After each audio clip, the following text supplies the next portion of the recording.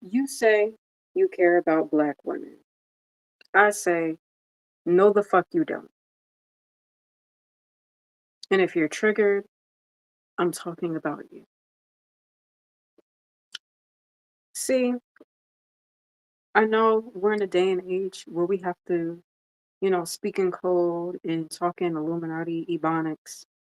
But even within the Illuminati Ebonics, no one, I've seen no one, absolutely no one, talk about why we attack black women based on their reactions to circumstances that they're put in intentionally to have them compromised or react in a way where we're offensive or the angry black women and we get attacked for it. But no one acknowledges what's done to influence those circumstances. I've seen nobody address that. No one. I see people claim that they fight for black women and they say these things like protect black women and protect children, but they do absolutely nothing to prevent these situations. So I just need somebody to explain that to me, you know? And I feel like people are too busy partying at the Diddy parties, at the freak offs. And I'm not shaming anybody for expressing their sexuality. I wouldn't do that. But I think people are too concerned about fitting in and building their empires and getting to a position of power to actually care about doing the real work to protect black women, like y'all say y'all be wanting to do. Okay? Because the same women, I mean, not the same women, the same people who talk about protecting black women and women's empowerment are the same people who, in very hushed tones, co sign the abuse of black women. And sometimes that might not be as outright as someone being physically assaulted. It could be something as simple as the exploitation of the sexuality of young black women, or even siphoning the energy and literally selling the soul of black women. But y'all say y'all protect black women. Y'all say fight for black women. Y'all say, y'all say all these buzzwords of we love black women, uplift our black queens. But y'all don't do nothing to prevent these situations. Instead, y'all judge black women for being the angry black women as if a lot of the times y'all don't bait these situations or influence these circumstances that propel her to be the angry black woman. But y'all say protect black women, protect women's mental health, but be intentionally doing things to gaslight,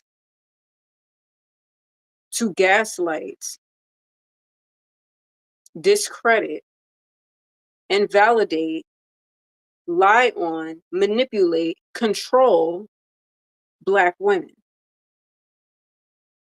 But y'all be saying protect black women though. That's what y'all be saying. You know, I think people say it because it's, politically correct. But if we really talk about what it means to actually protect the black women, I don't think people are willing to have the courage that it takes to actually do that work. And I'll get to that later. See, it's funny because the same people who push this message of protecting black women and women's empowerment, we have to uplift the black women, are the same people that build empires, multi-million dollar empires, if not billion-dollar empires, off of exploiting and siphoning the energy of not only black women, but children as well. But that's another topic for another time. I'll briefly get into that point. You know, I'm all for reproductive rights. I've even rallied for it in my own time and energy, rallying for the reproductive rights of women. And it's interesting because even in that space, I didn't really feel like completely well received, even though I was out in my own time, spent my own money to get on the bus to go out and rally for the reproductive rights of women in general, not just Black women, but this message is specifically about Black women. I'm all for reproductive rights for Black women and women in general. But my question, which I saw somebody talk about on TikTok, it was a clip of a conversation. I wish I remember her name. But my question about that is, what do y'all do with the remains of aborted babies?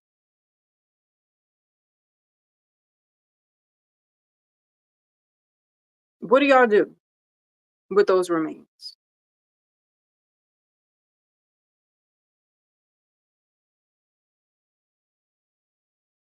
If somebody has an answer for that, I would gladly like to see y'all discuss that in the chat. I'm not going to talk to whoever's in the chat because I know y'all be on here trolling and I'm talking about something serious.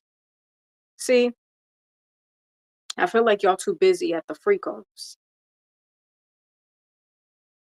pimping the spirit and the womb of a Black woman, of Black women, to actually care about protecting Black women.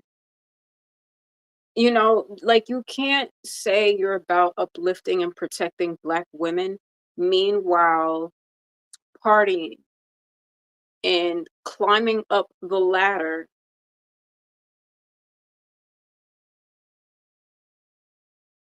with the bodies and the spirit of Black women. Plural. See, we don't talk about the fact that, like, I can be a little competitive sometimes in my own life. And I'm not gonna lie, there are moments where I have said things that's a little shady or whatever the case may be. But that's purely that, it's purely like from a competitive space.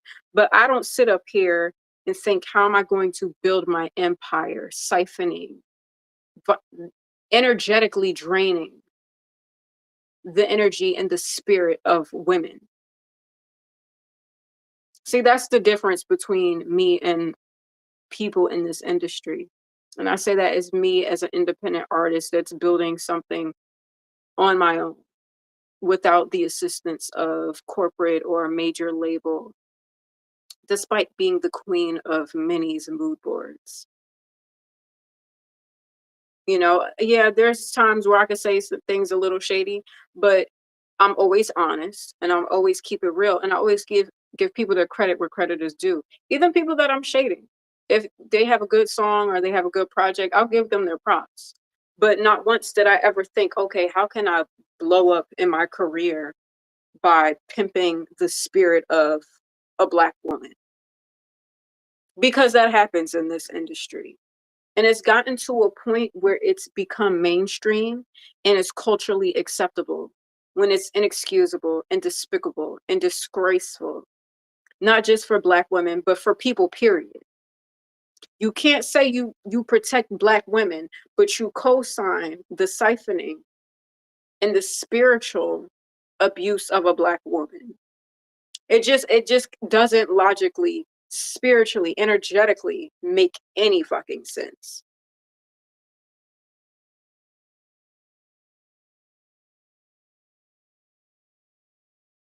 You can't say you protect Black women and not hold your faves accountable when Black women have been attacked and abused. Michelet, Khalees, D. Barnes, and I'm sure there's many more. And some might say these are situations from the past. They've already been dealt with, they've already been handled. But, I feel like most people like to bring up things from the past. But okay, if we want to do that, then let's do that across the board. Let's talk about several instances and circumstances, specifically in our culture, where Black women have not been protected. Let's talk about it. Because there's a lot of people that say they fight for Black women and they stand up for the Black women and children of the world and fight for the cause. Meanwhile, celebrating people who have abused Black women and publicly and get celebrated for it. But y'all want to talk about protecting Black women. It like both doesn't make sense in the same world. We can't talk about protecting Black women, meanwhile chilling in the background, co-signing the abuse of other Black women. And maybe there might be instances where people don't know about those circumstances, but there's several instances where these people have spoken up about their experiences, and it just so happens that the people that they're speaking up against, there's legends in the game and icons. And to me, human beings, because we're all human beings and we all bleed red. But apparently that's cool. That's socially acceptable to do. But y'all talk about protecting Black women. Okay. We've gotten to a place in society where it's culturally acceptable. In fact, it's even a buzzword to casually mention tactics to manipulate and control and attack people, as long as the delivery is convincing enough, right? And the thing about that is, in the midst of brainwashing and manipulation and control and all these things, y'all attack the very people for reacting to the manipulation, to the abuse, to the control, as if they're just supposed to be chill about it. Like, oh my God, how dare you have emotions and feelings about being manipulated? How dare you be upset about being influenced? How dare you? But we talk about protecting Black women. Okay. You know, that's another thing that baffles me. The audacity to constantly bring up instances and circumstances when people challenge the powers that be, challenge the system, actually hold people to account, which I know accountability isn't really popular these days, but here on this channel it will be. When you're bold enough to speak up against the legends and the idols and the people in positions of power, it's like, oh, how dare you? Look at you being disrespectful. No, it's being honest, because I know people are so used to speaking in code these days and Illuminati ebonics. Nobody wants to keep it real. Nobody wants to tell people the truth. And the truth, unfortunately, forces people to say, hey, I know this is your favorite person ever, but they got some fucked up tendencies. Now, I'm not saying to throw people away and treat them like trash. No, we're above that. But at the very least, should be held to account, especially if they're going to perpetuate this message of we protect Black women, when that can't synonymously happen, when we blame Black women for reacting to circumstances when we feel disrespected, when we feel manipulated, when we feel discredited, and people demonize us just from our existence. Meanwhile, want to profit off of and pimp and capitalize off of our, not only our spirit in our beings, but even our look and how we present ourselves in the world. Like, it's that same adage of, you know, black women being ghetto and, not knowing how to present themselves. But then we see our very looks and our own styles being replicated in the high fashion runways in New York Fashion Week, in Paris Fashion Week, but y'all don't got the black people that's from the hood or in disenfranchised communities that y'all stole the look from. But my issue specifically, because although that's predictable when other communities do it to us, not giving it the okay because it's not, what really bothers me is when black people do it and when we do it to ourselves. And it's like y'all are taking a page from the playbook of folks who once oppressed us. And in certain instances, still oppressing us. And it's like, but at the same time, protect black women, but y'all moving like the oppressor. How does that make sense? It doesn't. You know?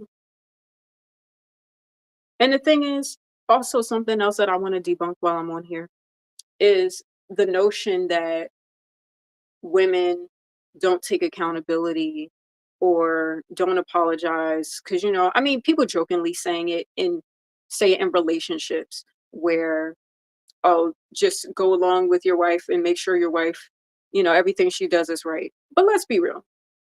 Black women are mature and smart enough to take accountability and not only own up to our wrongs, but do the work to prove ourselves and correct our wrongs. Because more times than not, in instances in certain spaces where we have to prove ourselves, we have to work 10 times harder than the next person. And in that, it requires us to be accountable for ourselves, accountable for our actions, and accountable for the work that we put forth and what we do, whether it's in the creative spaces, whether it's in corporate America, whether it's in spiritual spaces, wherever. So that whole thing of like women don't take accountability, that's trash. So with that said, I think it's interesting how a lot of times there are certain circumstances where people like to blame and attack and put all issue on black women as if black women aren't the people who are oftentimes first to take accountability and own up to the wrong and do the work to prove right. And in that work, people oftentimes try to say, "Oh, but you did this." And like, okay, and yeah, that might have happened, but we did the work to fix that. So next issue, and it's like it gets to a point where it just becomes a tactic to try to like mind fuck us or constantly hold this cloud over us like, oh, we know what you did. We know the skeletons in your closet. Okay, everybody has them. But guess what? Some people are willing to own up to it and do the work to fix those issues. And there's people who don't. There's people who don't even take accountability. There's people who don't even apologize for the wrongs that they do. There's even people who don't even admit that what they do is wrong or that they're in the wrong. And the crazy thing is that there's individuals and systematic things in place where you bait women into doing something that compromises their morals or whatever the case may be, or influence them, or intentionally craft circumstances that forces them to do something compromising, and then attack and blame them for it. And then upon realizing that in that circumstance they were manipulated, influenced, or the situation and circumstance was crafted to be that way, not once do these systemic spaces and people in position of power ever own up to the fact that they were wrong, because they are. Not once do they ever apologize, right their wrongs, or try to correct those circumstances. Instead, they actually are so egregious and have the audacity to continue to place blame on the black woman and have the black woman constantly clean up their messes as if they weren't the ones who created it in the first place. The nerve and the audacity. But no longer are we taking their shit because it's their shit and it's their fucking mess. And just because as black women we're known to be strong and we're known to juggle a million things and make it look damn good because we do, that's not our mess to clean. And the circumstances and the corporations and the conglomerates and the people in position of power that constantly build themselves up off of trying to keep us down and position themselves in position of power off of siphoning our energy, trying to sell the soul of a black woman, to constantly drain our genius, they get no more access. That shit is done. We're not taking that bullshit anymore. And especially when it happens in our own communities, because y'all know better. We're not taking that bullshit no more. And when we see it in our own communities, it's up to us to check that shit in the beginning and not let things become a problem and then say, oh my gosh, look at all these problems that we did absolutely nothing to fix and prevent. What black woman are we going to blame this on? Oh yeah, no, we're not going to take accountability because we sat by and watched things happen and did absolutely nothing to fix it and did absolutely nothing to prevent it, even though we saw it happening and we could have stopped it and we had the power to correct ourselves early. But nah, let's just sit back and just watch things crumble and blame it on the black woman because the black woman's strong enough to deal with it and she's going to clean up the mess, even though we could have stopped the mess from happening, but didn't, because you know what? It benefits us to have the mess.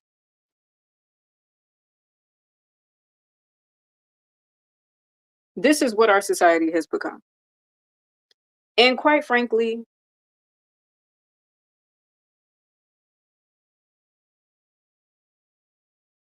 it's a disgrace. And not only is it a disgrace, I don't think it's something that the ancestors would be proud of. And I don't think it takes an intellectual to know that. Angie cosigns.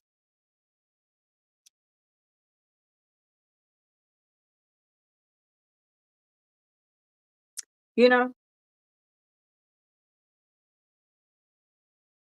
also another issue is that when we finally work up the courage, and specifically to people who might not have always had that courage, but and then also for women that do have this courage, when you have the courage to actually speak up and speak the truth to your situation and your circumstance and tell your story and address issues head on, don't let things fester into problems, but actually do the work to correct it the first time.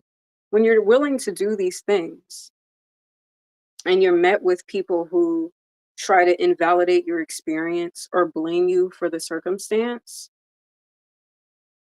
we have to realize that the problem isn't us. You know, especially when you're dealing with people who constantly try to make you the problem, but can never own up to the fact that they're the problem. And constantly try to blame you, although they had a hand in creating those situations and circumstances in the first fucking place.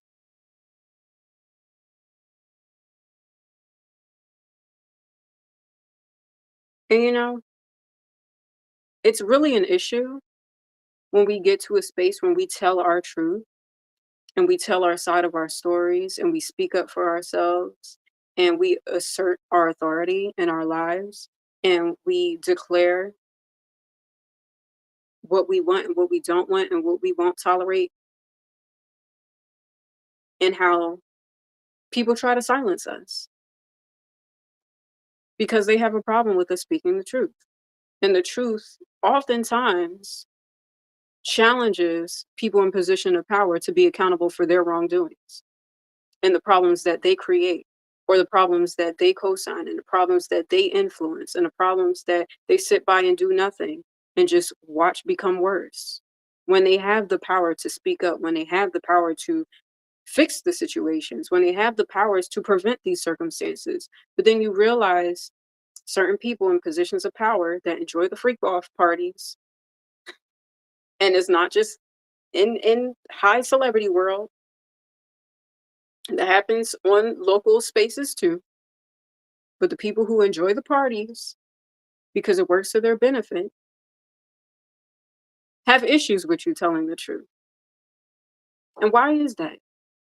Because you have to look at the circumstance and see, okay, if they have position to prevent these problems, why have they not? Unless the problem benefits them. And I constantly ask this, and I've yet to see anybody clarify this. If you have the power to prevent these circumstances, why haven't you? If you have the power to fix these problems and actually protect Black women, why was that not on the forefront? You can't position yourself as some type of a hero or some type of authority that's to be respected among society if y'all sit back and do absolutely nothing to prevent these situations, and instead attack Black women who are actually doing the grassroots work, who actually have used their own time and energy with limited resources to give back to the communities, to protect children, to educate children, to empower the community, to feed the homeless, to give back, to donate, who actually do that work in real time with limited resources. But you mean to tell me people in positions of power with a plethora of resources do absolutely fucking nothing to protect Black women and children? Why is that? You got the resources, you got the money, you got the connections. Why isn't there more being done to actually protect Black women? Unless it benefits you that some Black women aren't protected. And that's how you see sex trafficking. That's how you see prostitution. That's how you see spiritual rituals, because that's a thing too. And even though people don't like to talk about it out loud, that's a real thing. There's several people who acknowledge that there are spiritual influences and spiritual powers and forces that influence things in the physical world.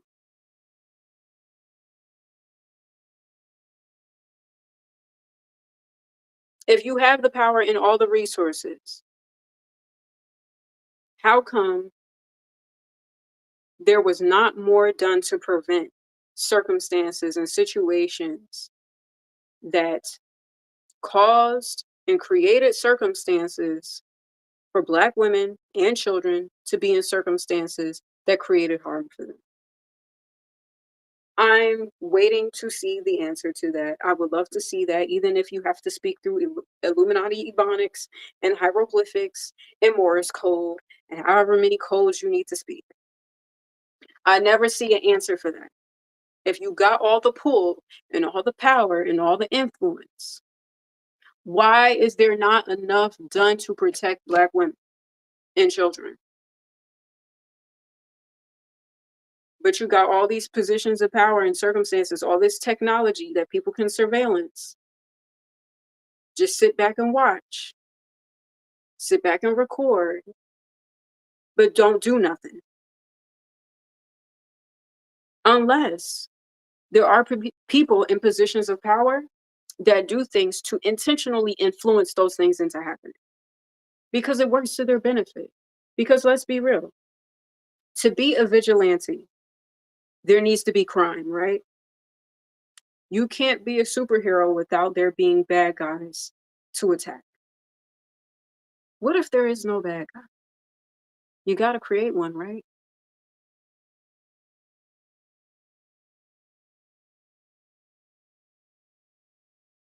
But sometimes there are there's this saying that certain heroes live long enough to become the villain that they're fighting. I think we're in that day and age where we're starting to see the pendulum swing in a different direction when it comes to who we look up to and who we value, not just for their accolades and their success and their name and how much money they have in the bank, but what they stand for and what they fight for. And if they stand for anything, and if they have the courage to take a stand and challenge positions of power, even when it's not popular, even when it just not be so advantageous to them reaching success and them building their empires. Because to challenge the system, to protect Black women, to protect children, to protect people's spirits in this world, especially in this day and age when things could be so appealing to be demonic, it takes courage to actually stand up to those things. It takes courage to actually say, you know what, this situation, this circumstance, this business, this how this is operating, it's no. This is compromising the well-being of Black women. This is compromising the well-being of people. This is compromising the freedom of the soul.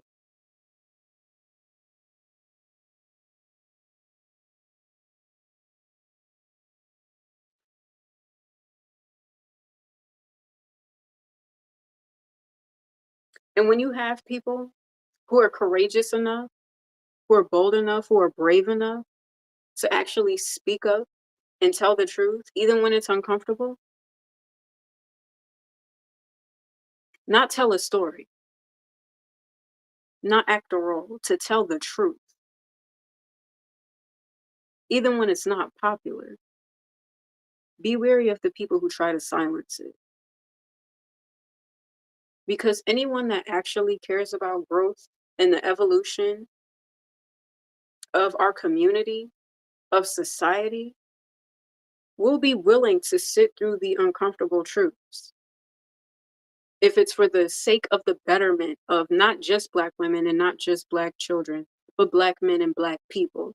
And then when our community does the work that it needs to do, when we can hold each other accountable, when we can build each other up, when we can correct our issues before they can become generational problems,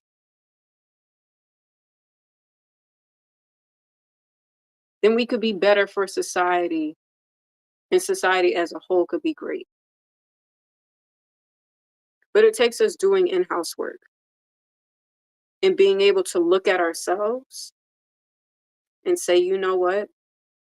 I need to do this work. I was wrong for this. Not many people are mature enough to really take a look at themselves and do that work.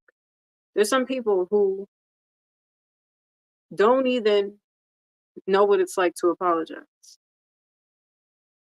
And they think it's okay. It's culturally acceptable to just place all blame of issues and situations and all the work on the Black woman. And not even think, oh, you know what? We just might be wrong. No, y'all are. We have generations of receipts to prove that. And even when the truth is spoken with receipts, debunking a lot of the myths around Black women being the angry Black woman or just being the issue, somehow, some way, instead of actually trying to fix the situation and look at the truth for what it is, people are so brainwashed and hell-bent on continuing the narrative to just attack the Black woman because that's what's on the script for us to do. You mean to tell me nobody has a backbone? Nobody has any type of courage to say, you know what, maybe this shit is wrong. Because being a truth teller should not be a rarity. It should not be a special occurrence for someone to speak the truth. It shouldn't be a shock. It shouldn't be a, oh, this is a unicorn in the midst of society. Like, no, the truth should just be the norm. Accountability should be the norm. Honesty should be the norm.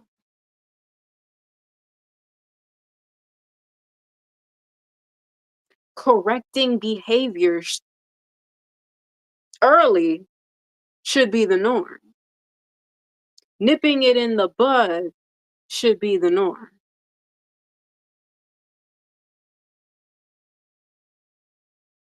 Doing the work should be the norm. Cleaning our own messes should be the norm. Actually protecting Black women and children should be the norm. Not blaming, manipulating, attacking, abusing.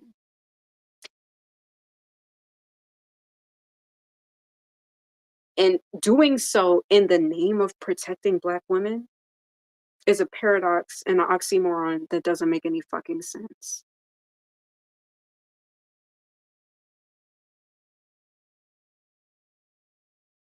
In me saying this, I hope that Black women, that we can get to a point where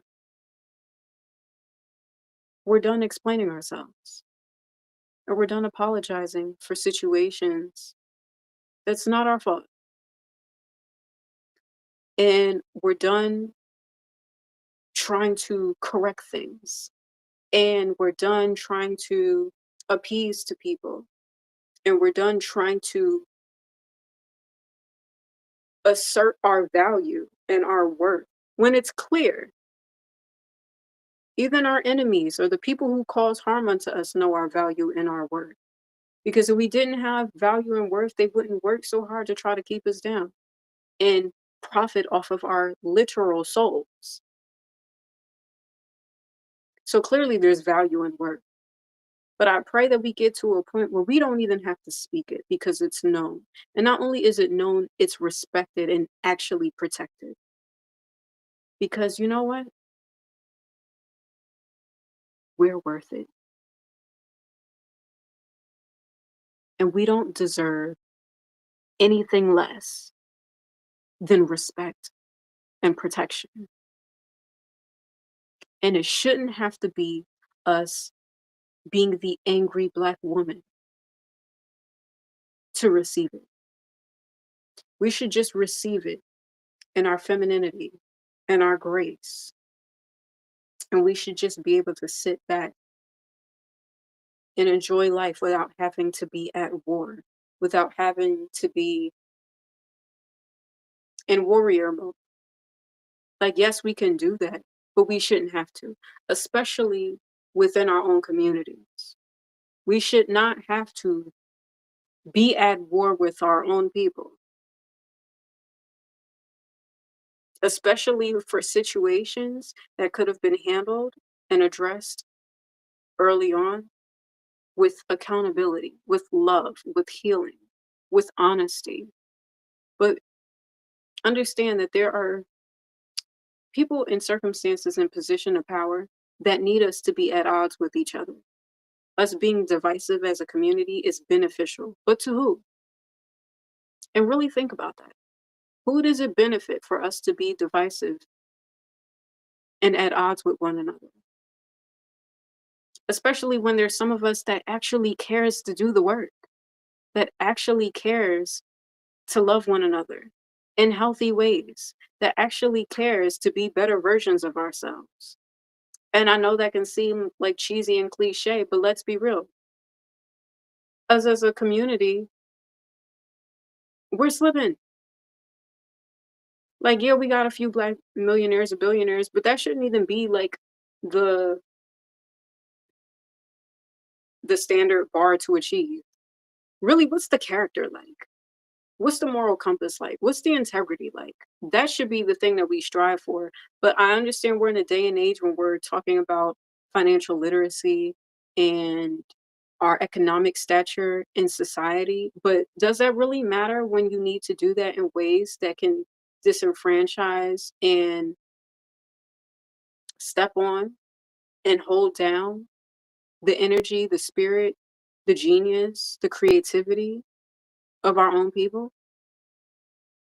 Like, does it matter to be a black billionaire when, in order for you to be a black billionaire, you had to siphon, steal from, hold back,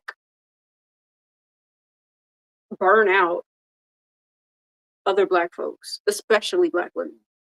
Like, does that matter? And it already benefits other communities for us to not be on top of our game. I think for us, what should be of value is what's the moral code that we stand for as a community? How do we live by that? How do we stand on that? How do we look out for each other? How do we protect one another? Are we raising each other and raising kids on morals like integrity, like respect, like honesty? And what does that actually look like? And do we hold each other accountable when we're not within that code? We're too busy speaking in Morris code, but we don't even live by a code. Let me say that again. We're too busy speaking in Morris code, and we don't even live by a code.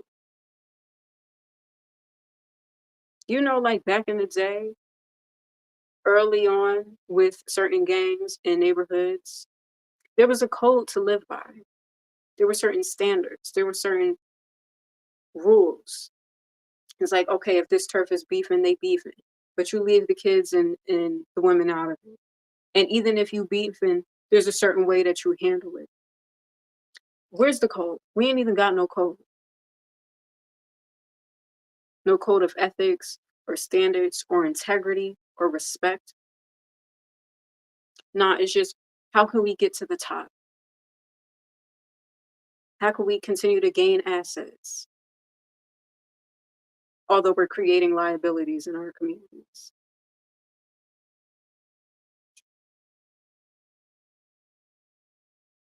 You know, it matters to me that I got this amount of money. I got this amount of money. And I do this in my sleep. I ain't have to work for this money. You struggling at the bottom.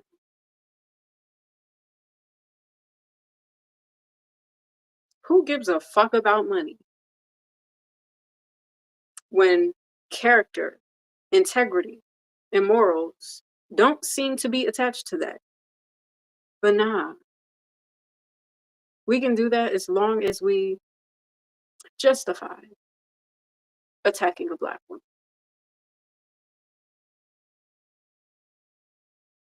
Speaking of that, brings me to another point that I wanted to mention. Because realistically, there are some people who are just downright dirty and just actually physically, spiritually, mentally abuse black women because something is wrong with them or their upbringing or whatever the case may be. But there are instances where people try to justify it, right? And they say, oh, but you know, this person did something so awful. So that gives us the right to attack and demean and disrespect and abuse and drain the energy of black women. Okay.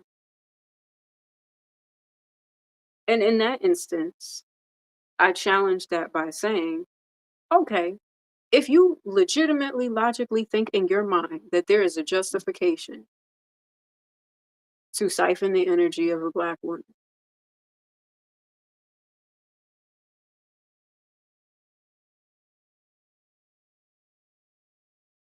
does no one think to question what are the origins of that circumstance? And if there is influence, certain environments or communities or systemic things in place to intentionally influence those situations into happening, and you know it, is that a good enough reason to justify abusing, exploiting, financially, sexually, however, the energy of a black woman? Is that realistically something you could be proud of? Even if for whatever reason in your mind you feel like there's a justified reason why that's okay? Especially if there's any possibility of you understanding that there are things in place intending to have us at war with one another. For example, like saying it's okay to it's okay to support mass incarceration because these minorities, but I'm specifically talking about black folks, and I know I've been talking a lot about black women, but I'm going to talk about black men too. It's okay to support mass incarceration targeting black men because these black men are terrorizing their communities. They're doing gun violence, they're doing gang violence, and all these awful things causing harm in the community. And to most people, that can be a logical reason. However, when you do a little research, and a lot of times it really doesn't take much research. When you do that research and you try to understand, okay, why are they behaving this way? All you have to do is ask why. Why is this the behavior of the black men that we're going to justify imprisoning, which feeds mass incarceration?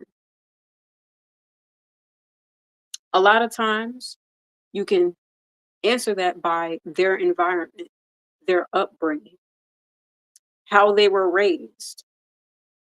Were there people there to raise them? Did they have both parents in the household? And if so, was there alcohol abuse? Was there drug abuse? Were there opportunities available to them? Or were they intentionally held back to a point where they only thought that gang banging or whatever the case may be was their only option? Or did they have people in their ear telling them, yo, this how you go and get your money?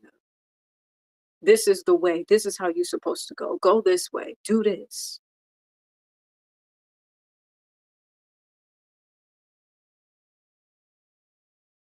And upon understanding the why they behave that way or had behaved that way, I think the next logical question is, okay, was there anything done to prevent it?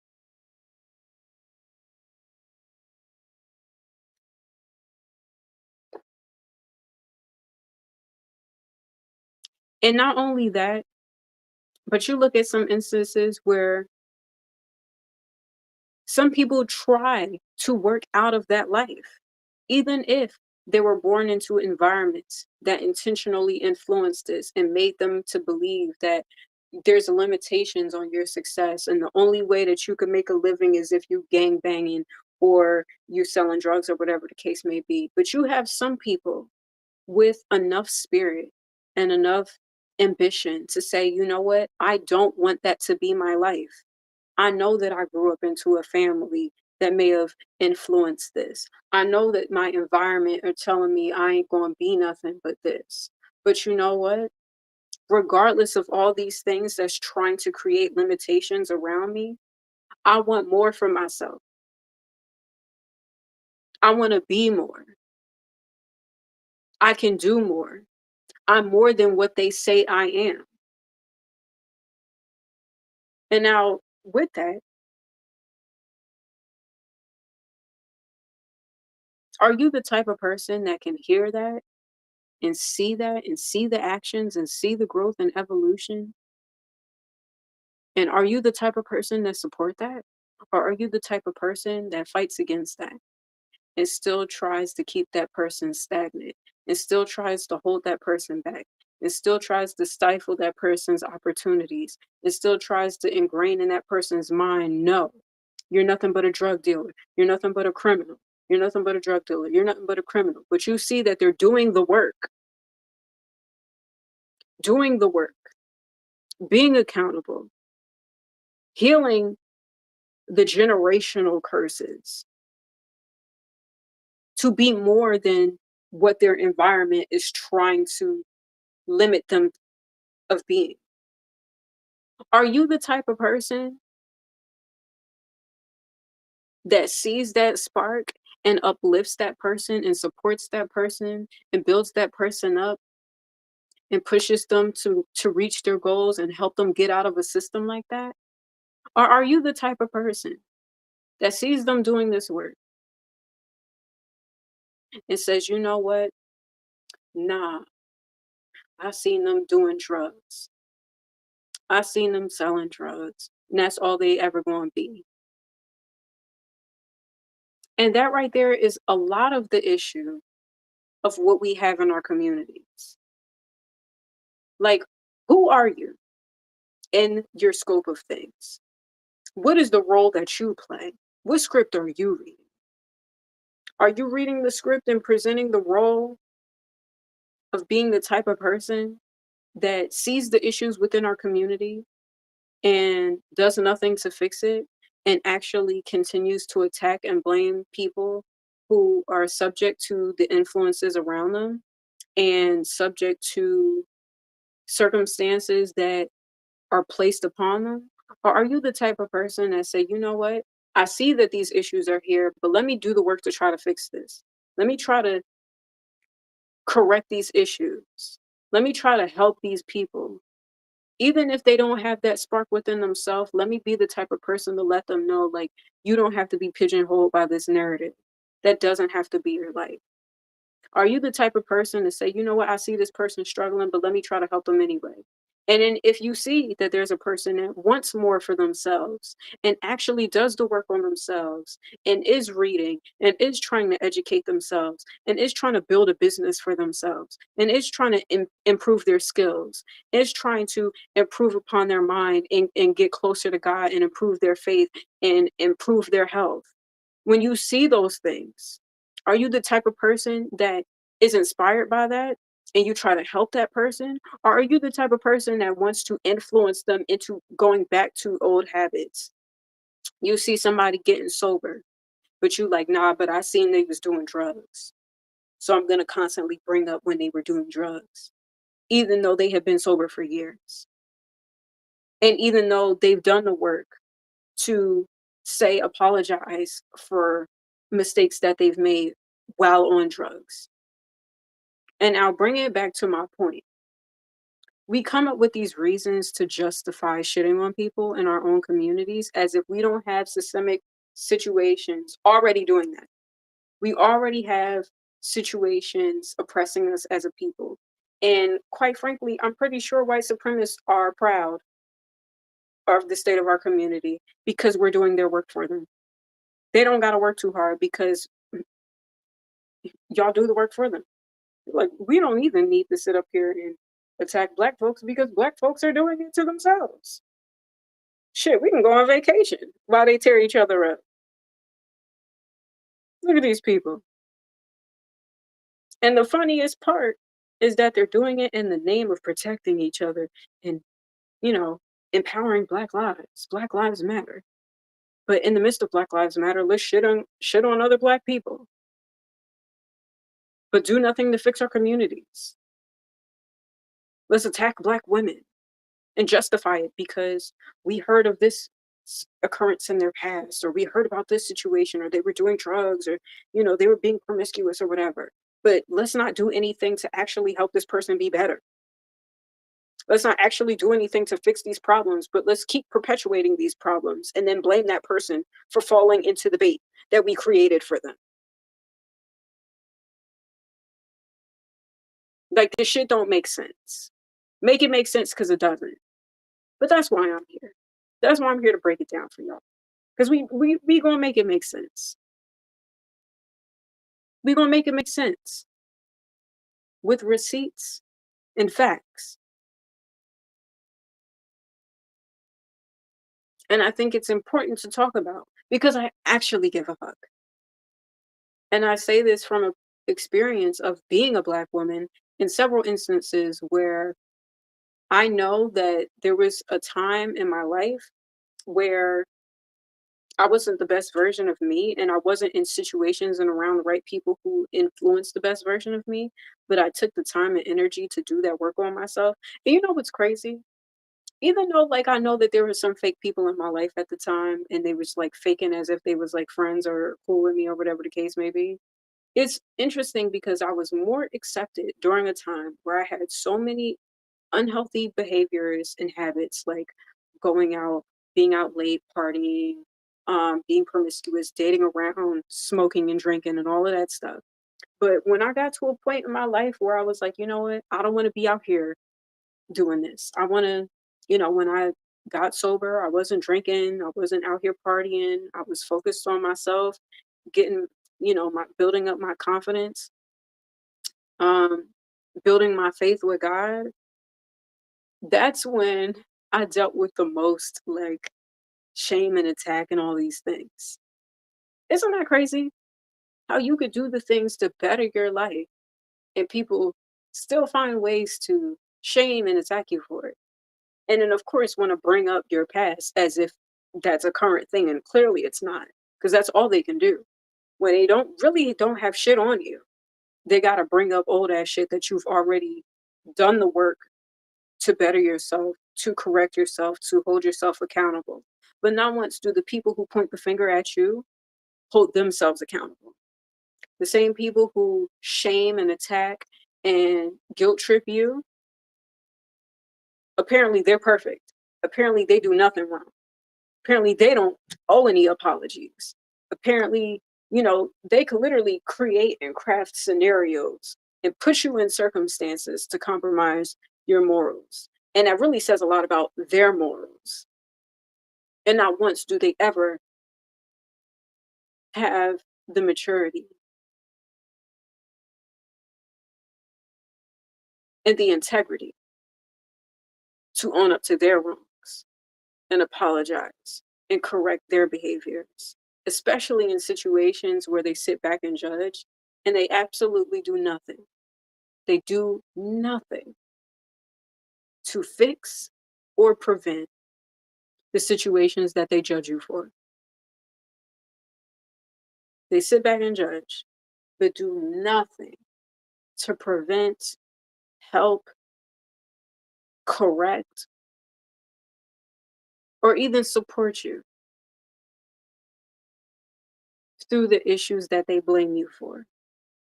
And a lot of times, they really be the reason. A lot of times, they do things to influence it. And then when they blame you for it, where does that make sense? I want to see people talking Ebonics about that. Put that in the Morse code. Let's talk about these people that will influence the situations that they blame us for. Meanwhile, have the power and the pull and the resources and all the knowledge to prevent, to correct in the first place, but didn't. Why? Because it benefits them for you to be the problem. So they can say, oh my gosh, this person's the problem. They keep doing this. Let's attack this person. Let's attack this person. But hold on, hold on, hold on. Your only tactic is to attack. But not once did you ever think about healing. Not once did you ever think about doing the work with God. And the crazy thing is they'll use God to weaponize. But that's another conversation for another time. They'll use faith to weaponize rather than actually trying to influence and uplift and empower you, but using church as a weapon. They'll shame you. They'll blame you. They'll attack you. They'll try to sell your soul, literally. They'll shame your sexuality, meanwhile trying to latch onto your womb. They'll say that you're dumb, meanwhile trying to influence your thoughts. They'll judge you for your health,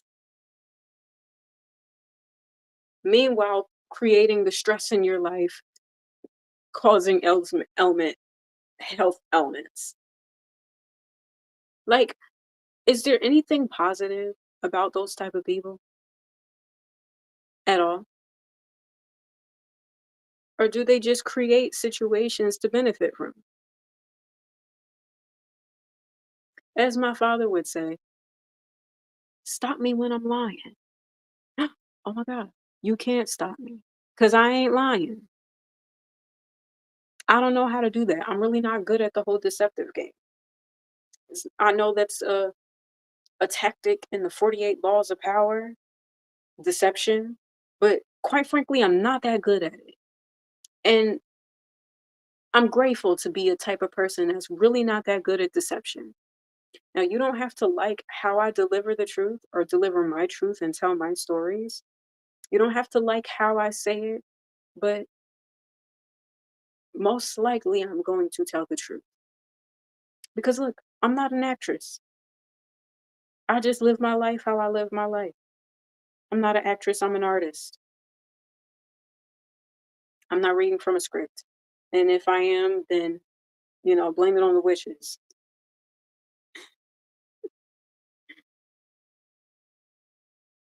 But, I am reading from my notes though, because I wanted to make sure I'll let y'all know and say the things that I think are important for us to say for the sake of challenging our community. Because in order for us to heal and be better as a community, we have to talk about the things that are holding us back, that are issues. We can't fix the issue if there's no awareness. And that's the thing. The first thing is awareness. First thing is recognizing that there is an issue. And if you're dealing with people who are constantly trying to gaslight the fact that there's a problem, meanwhile attacking you and meanwhile blaming you for a problem that they're gaslighting you on, you already know it's some bullshit. Like, you can't even acknowledge that there's a problem, let alone be accountable for their part in the problem. And chances are they probably the ones who created the problem. But accountability is hard to come by. But it's a lot of blame to go around. It's a lot of attacking. It's a lot of demeaning. It's a lot of, you know, spiritual abusing. There's a lot of spiritual siphoning. There's a lot of spiritual pimping. There's a lot of sexual pimping. But ain't nobody healing. Where are the people who are trying to heal? Where are the people who are trying to help? Where are the people who are trying to support? Where are the people who are trying to not only hold you accountable, but not for the sake of trying to tear you down, but so you're aware of the issue so they can build you up? Where are the people who are trying to build you up? Where are the people who are trying to address the problems so we could be better as a society? Where are the people who are willing to do the work, the hard, uncomfortable work? Where are the people who are able to acknowledge their part in creating problems? Because look, the whole thing of Black women constantly explaining themselves, addressing, oh, you want to talk about this issue, but like I already fixed it here. I already did the work to prove, you know, or if I made a mistake here, I'm aware that I made the mistake, I apologize for the mistake, or if I said something that bothers somebody, chances are I said it for a reason. And if you're offended, and that's another tidbit that I wanted to get into. Not necessarily in this live stream, but I think I'm just gonna say it here. You know, specifically when it comes to, because I think it does tie into this, especially about protecting Black women and protecting Black women for the sake of building our community. A lot of, quite frankly, if we had a strong,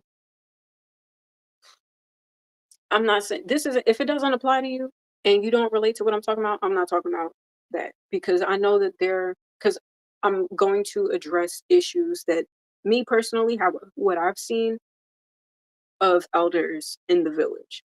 Now, I'm not saying this applies to all elders. I'm sure that there's some people who have elders and mentors who give them game, who give them knowledge, who feed their spirits, who look out for them, who protect them. I know that that's there. I'm specifically speaking about the instances where that's not present. Now, me personally, for a long time, I've prided myself as someone that respects elders. That was always important to me. Even like as a kid, I enjoyed sitting with adults more than the kids because I always felt like I could learn something from the elders. And I always appreciated a relationship with a mentor or someone who could teach me and who has wisdom. I always valued that. And I've always looked out for people who are a little bit older. And I often reference this person, but someone that I worked with who was an elder, and they lived in my area, and so I will often offer to make sure I can drive them home after we like close the shop or whatever the case may be, because I knew when I wasn't driving we would take the same bus route, and it would take an extra hour just to get to like our area.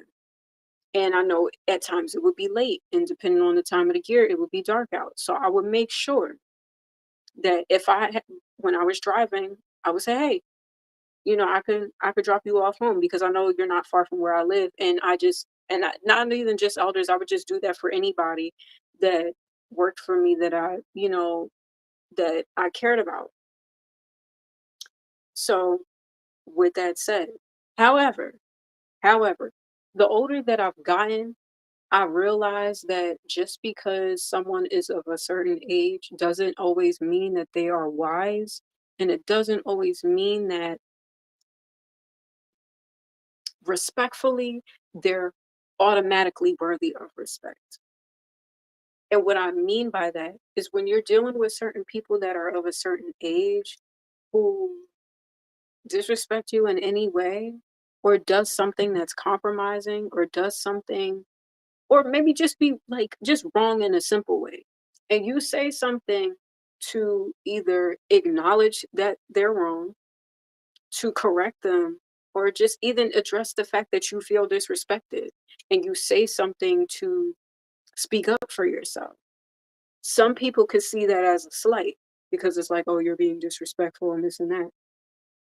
Now, there are some instances where I might come off that way, and that's not my intention. And again, like I said earlier in this live stream, oftentimes as Black women, we're more than capable of righting our wrongs and addressing when we're wrong, and apologizing for it, and doing the work to acknowledge those wrongs and make up for it, right? It's not like we're the type of people who does something wrong and don't care. We can acknowledge, okay, yeah, that was a blunder of a move. Like that wasn't the best move, that wasn't the smartest move, or this move was offensive. Regardless of the situation that, might have caused it or influenced it. Yes, I may have been wrong in that situation. So let me try to make up for it. I've always been the type of person that's willing to do that work amongst a lot of people who aren't willing to do that work. Um, However, I do feel like there's some instances where some people could feel a way about what you say or how you say a thing. And sometimes it's necessary to stand on what you said. Because, yeah, I understand, and hopefully they understand, my intention isn't to be disrespectful, but I do feel like this person is being disrespectful or this situation is wrong and I'm going to call it out. And if it bothers you that I'm calling it out, I'm sorry, but it needs to be said. Because again, checks and balances in our community is like, where is it? Where are the morals? Where are the standards? Where is the moral compass? And sometimes it calls for us to check the adults. There are times where the people who are supposed to mentor us or we look up to or who's supposed to give us guidance are wrong, and we shouldn't be in a space where we can't address those things, even if they get offended. Because, quite frankly, sometimes people will feel like just the fact that you even have the courage, because I'm not going to say audacity, the courage to even correct them, they feel disrespected. Like, oh, how dare you challenge me? I'm an elder. It's like, okay, well, it's not necessarily trying to challenge. Well, yeah, it is challenging you. It's challenging you to be better because what you said was wrong or what you did was wrong. And we should be able to have those conversations where it's not in the space of disrespect, but it's in a space of accountability and love. And it's like, look, you wrong for this. I'm sorry. I know it's not easy to hear, but it's the truth. And I feel like we're so worried about being politically correct, even in our own personal lives, that we're not willing to be truthful with one another. And again, creating more circumstances where people are too scared to address the problems in real time so they don't fester into issues that become generational curses. So that's what I wanted to say with that. And I hope that that makes sense, you know, because, like again, any situation in my life, I have no problem being accountable for the things that I've either done or said that may have been in the wrong, or any situation that, people may see from a certain lens. Even though I feel like I disagree with their version of things, I have no problems apologizing for my end or my actions. However, I feel like it's more than fair for me to be able to speak my truth and hold those other people accountable, especially when I know for a fact I'm saying this and approaching it from a space of love. I'm not out here trying to attack people. Only way I would attack somebody is if somebody's attacking me. If I'm minding my business, just trying to eat my food, doing my thing, and you doing weird shit to fuck with me, then yeah, you're gonna get fucked with back. Cause I'm not a pushover anymore. And that's just not gonna happen. But the fact that I even have to be in that space of like combativeness when there should just be conversations of accountability in situations where we just fix the fucking problem instead of just being at war with one another. Like, why are we at war with one another in when we're culturally in a space where the the rule is to not speak the truth? What the fuck is that? Why are we in, like, I get it in certain situations where it's like, all right, like, I don't mind my business. But nah, in our community, in our spaces, it should not be the cultural norm to be afraid to openly speak about the problem. Why is it being sub- subliminally referenced or symbolically referenced in music and films and this and that? But we can't fix our problems in house. We can't fix problems within our own families and communities. But it's okay to put it in the music though.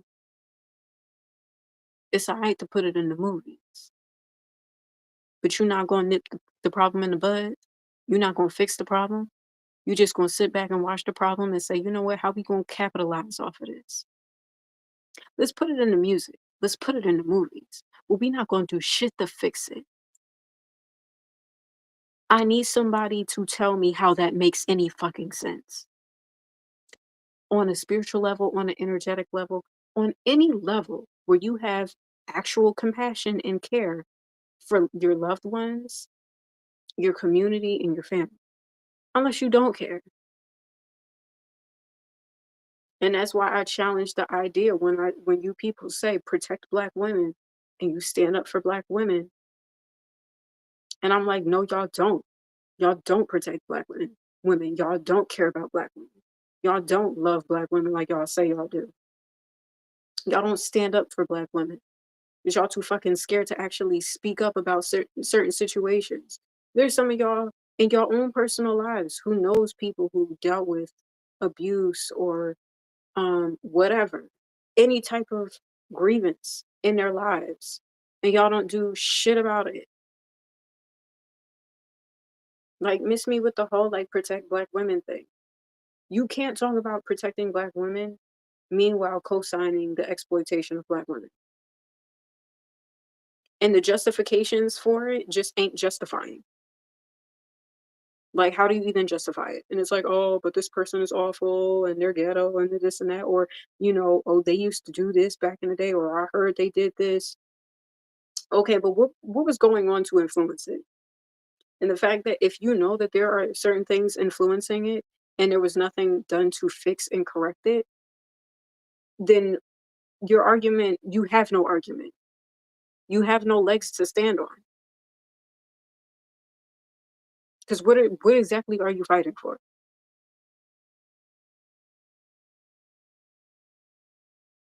At this point, you're fighting to uphold the abuse and exploitation of not only black women, but the spirit and the mind.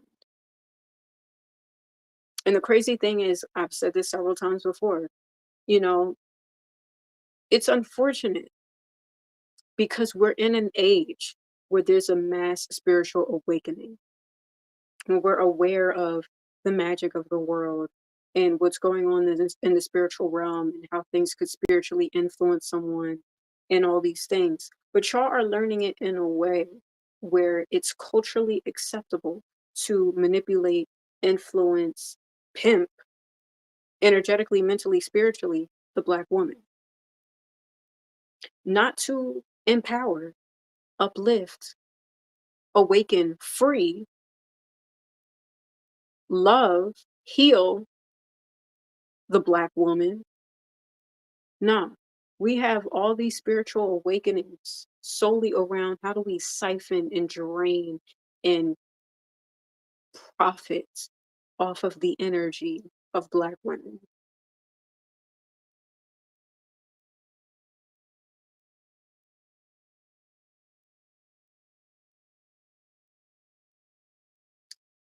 And the reasoning for justifying it ain't reasoning. It's just not. And y'all know this. Now, the question is, do you have a backbone? Do you have the courage? Do you have the bravery to actually look at yourself and honestly say, you know what? I had a hand in co-signing or being a part of the exploitation and the abuse and the lying on and the gaslighting and the siphoning of black women. And when you take a hard look at yourself and recognize, you know what, I had a part to play in that because I was in an environment or culturally looking at content that made it socially acceptable to do this to black women. And oh wow, the mind fuck is doing it in the name of protecting black women. That's the mind fuck. The mind fuck is exploiting, siphoning, and abusing black women in the name of protecting. But like there, it just doesn't. No, that's not what that is. It's not what that is, and y'all know that. So upon really taking the time and the energy to look at yourself and really acknowledge, okay, what was the part that I played?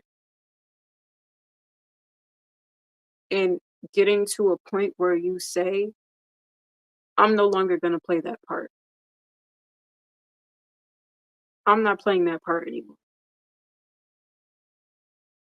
And I don't care that it's culturally acceptable. I don't care that it's popular to do. I don't care that that's what everybody's doing. I don't care that these are the reasons why people are doing it. Nah, it's fucked up. And I know it's fucked up. And I know that other people want me to be a part of this, but I'm better than that. And I know it's a fucked up thing to do. And there's already so much against our community. And I know me playing this role is just me playing a part in something that's degrading not only the Black woman, but our community. And that's the facts.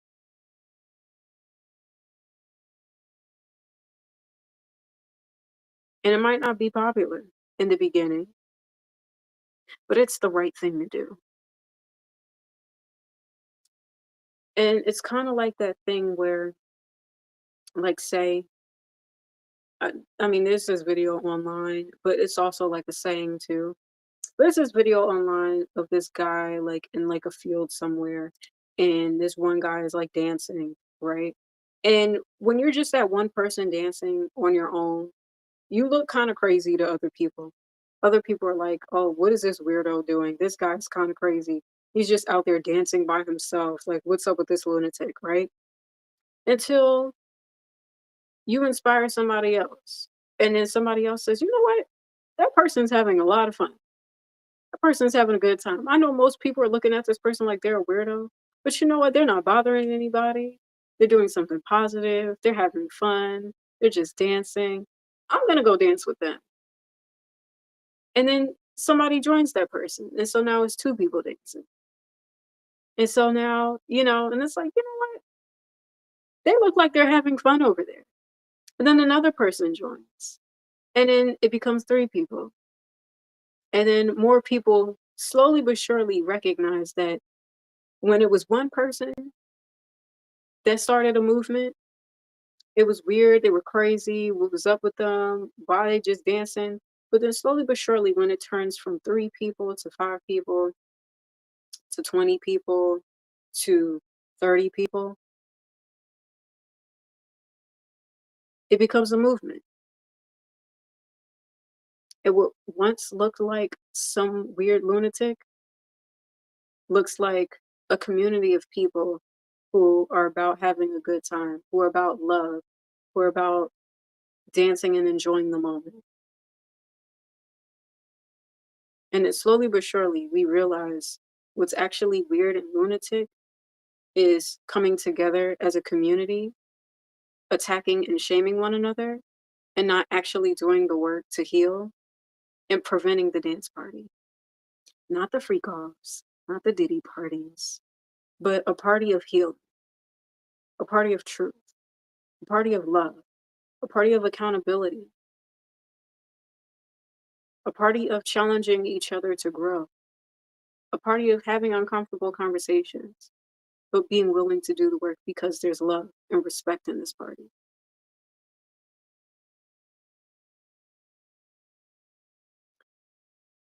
See, there was another point that I wanted to make with that. Um, we just have to be done with attacking one another because it's corny and it doesn't get us anywhere. And there's already things at play that want to keep us divided. You know what's interesting?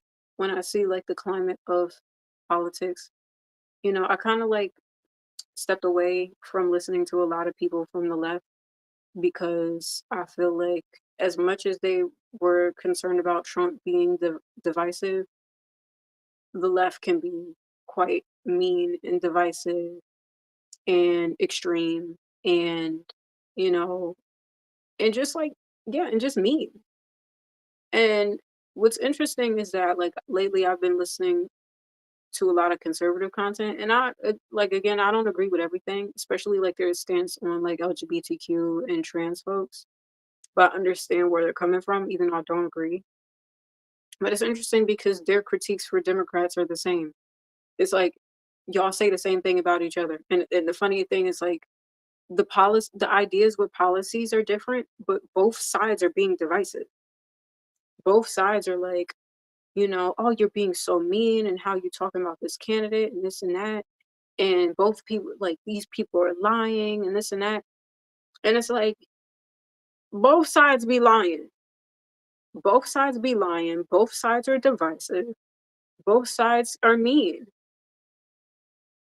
And I get it. That's the traditional tactic of like attack the other party and prop up with how good you are. But I feel like that playbook is tired. It's tired. Both parties are complaining about how divisive the other party is. So how about we get to a point where both parties can say, you know what, I disagree with your policies, but let's come together and work together. Let's hold each other accountable and address the issues. But I truly believe both parties can agree on the fact that there's division on both sides. And it doesn't have to be, you know? And again, it starts with one.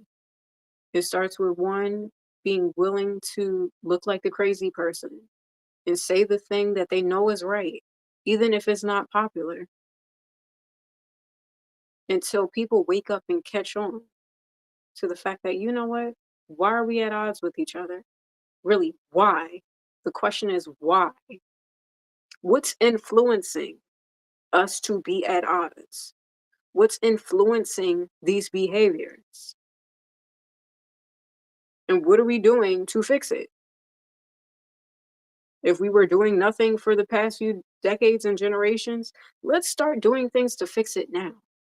That doesn't involve us attacking, abusing, and selling the souls of each other. Like, can we not?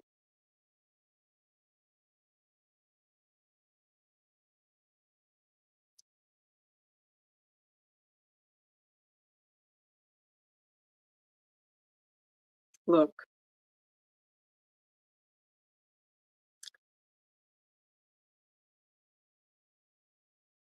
being bold enough to stand against the powers that be isn't easy. But slowly but surely, eventually, people wake up. People recognize like we could be doing better. People recognize this isn't right. And I'm not shaming people from partying. But again, I feel like people are so caught up on how we've been conditioned as a society to actually get to a point where we do the work to hold each other accountable, to love one another, to challenge each other to be better without being hateful. Because we don't need to be hateful. We don't need to attack one another. We don't have to tear each other down, especially in our own communities. Like, if you want to talk about protecting Black women, protect Black women in a way that doesn't involve attacking Black women. If you want to talk about empowering Black women, empower Black women in a way where it doesn't have to involve you tearing somebody else down for you to be built up.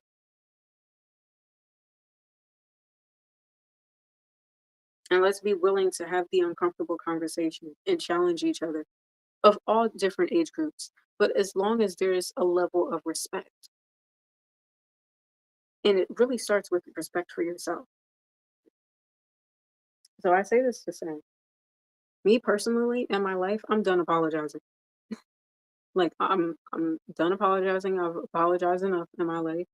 I've said sorry several times, even in situations where I didn't want to, but I knew it was the right thing to do. There's definitely times where I wanted to fully tell my truth, but in me telling my truth, it forces me to call other situations and circumstances and people out in my life. And just out of me constantly wanting to protect people who I knew weren't protecting me, I would say with bated breath, and just talk about myself rather than talking about the full scenario. But that's different now. Like, I'm willing to talk about the full thing. And, and if you don't like how I tell my story, or, like my sense of humor, or whatever the case may be, or maybe I say it in a way where it forces me to call out certain people that, or certain situations or whatever, I'm not sorry anymore. Like, I've already said my apologies, and especially because the whole reason why I'm even doing this live stream is for several situations where I feel like as a people we aren't protecting Black women, and there's circumstances where I didn't feel protected, and I've had to do the work to protect myself. And in me feeling that way, I was still willing to hold myself accountable, be willing to do the work, be willing to look at my own mistakes and say, you know what? All right, I can be better, and do the work to actually be better, and show up in the world and say, you know what, how can I give back? How can I help somebody else? How can I build somebody else up? How can I use my platform to speak on things that can actually inspire or uplift or challenge the status quo to be better, to look at ourselves and look at each other and address the things that bother us without us attacking and literally speaking death over people, because that shit isn't fucking cool ever in any space. When can we get to a space when we stop blaming each other for stuff, where we stop, you know literally trying to shit on each other? Because that shit is whack. It's whack, it's corny, it's asinine, it's childish, and it doesn't get anywhere. It's beneficial to no one, it helps no one. So in my own life, I know I'm not perfect, but and I have different standards and boundaries of how I approach different situations, and the type of spaces that I tolerate and what I don't tolerate, and me standing up for myself and me fighting for myself. But at the same time, if I could do anything with my voice and my energy in this world, it would be to challenge society to be better, because we can be. I believe it. I truly believe we can be better. I truly believe that we can have differences and still have love for one another. And, or we can get along and we can uplift each other and empower each other. And, but at the same time, it's like, I'm not going to keep apologizing. Like, I've already apologized for my mistakes in my world. God knows I've apologized, and if anything, I've apologized to God more than anything. I know there's several situations and circumstances where I've done things to right wrongs and correct my behaviors or correct my actions or try to correct the situation, even if other people weren't trying to do that. And I'm just at a point where it's like, I'm not here to please y'all. I'm here to please God. But while I'm here, if I could do something to inspire people and inspire the community to be better, then so be it. I will definitely use my voice to do so. And I don't care if you don't care to hear it from me. Somebody got to say it. And I don't know if too many people are too busy speaking in Illuminati ebonics and nobody's saying it straight up. So I'm going to say it straight up. I've already lost so much in life. And in me losing so much, I've gained so much strength and faith in God, to a point where, like, I, whatever I have to face, I'll face it, and I'm fearless. I'll fearlessly run towards it. But I'm gonna do so in a way where not only am I building myself up, but I want to say something that's gonna help build other people up too. People, I know there's bots that be in my chat that be, hating and saying all this weird shit because, Illuminati, whoever got y'all in here to say the bullshit in my chat. But there's people who hear me, and there's people who may be too scared, but burn the knee pads and stop being scared. Like, again, it starts with one. And even if you feel like you're the one crazy person that actually wants to speak outside of the code, if you want to be the one person to speak straight up and say, you know what, Nerisse, you preaching and you saying the things that we need to hear in the community, because I know I'm not lying. And I know there's people who feel what I'm saying. There's people who hear me and they feel me and they agree and they understand, like, yes, we need to be better as a community. And yes, there are people who are hypocrites who say they support Black women and don't. And there's people who want to challenge the status quo, and I implore that you do. And there's people who know a lot of the BS that we attack Black women for and things that I know I've been attacked for was bullshit and orchestrated and set up to be that way. And people create scenarios and situations intentionally to bait you to be enraged, to use your energy. But you can't do that and say you protect Black women. You can't do that and say you stand up for Black women. You can't do that and say empower Black women. But you're literally building an empire, or trying to at least, because a lot of it is crumbling at this point. Trying to build an empire off of the emotions, the rage, the spirit, the womb, the breast, the mind of a Black woman.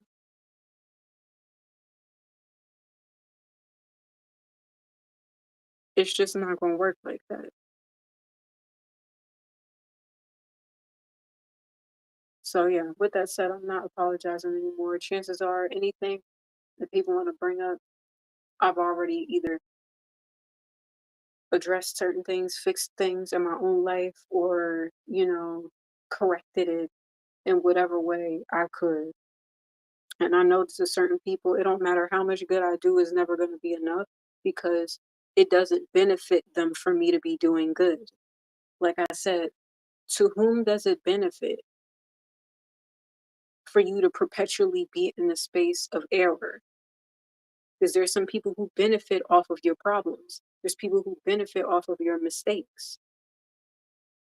And again, doing nothing to fix things in our community, doing nothing to hold you accountable, doing nothing to empower you and to inspire you and to uplift you because it benefits them for you to be in a low vibrational space. And that's a problem that we're not going to stand for in our communities because we deserve better. We deserve better. We all deserve better. Even the people who go along with the shenanigans and feel like they're justified and they're fighting for a cause. You're not fighting for a cause. You're doing the dirty work of the people who get paid a lot more than you, but make you feel like you're fighting for a cause to attack a Black woman in the name of protecting Black women.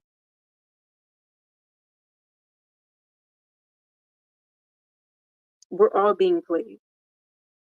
You might be the different color on the board, but there's a hand moving your moves too. Now, the question is, are you going to let them keep playing you and giving you their strategies and telling you, all right, make sure you stand over here at this time, make sure you wear this over here at this time? Are you going to keep letting these people play you into being hateful and divisive? Or are you going to wake the fuck up and realize you deserve better and realize that this does not help our communities in any way? Are you going to wake up and realize, fuck their scripts? They want me to do this shit. They want us to be at odds with each other. They want us to be combative with one another because it makes them rich. Y'all be running around the grocery stores like a chicken with a head cut off, running around for the man that's getting paid a lot more than you, just for you to do the dirty work. You deserve better. I know I deserve better, but I'm saying even for y'all deserve better too. Because who is this healing? Who is this helping? These are the same people that could have prevented a lot of this shit and didn't. Why? Because it benefits them. It benefits them for these scenarios to happen. It benefits them for you to be running around the grocery stores, grabbing certain items at specific times and doing all this shit, wasting your energy and your power and your autonomy, playing their game, doing their dirty work while they get paid off of scenarios and situations and circumstances that they created. Oh yeah, by the way, while you in the grocery stores doing the shenanigans, they probably the ones that put GMOs in there too. So I mean, while you think you're fighting for the cause, they poisoning you just like they poisoning everybody else.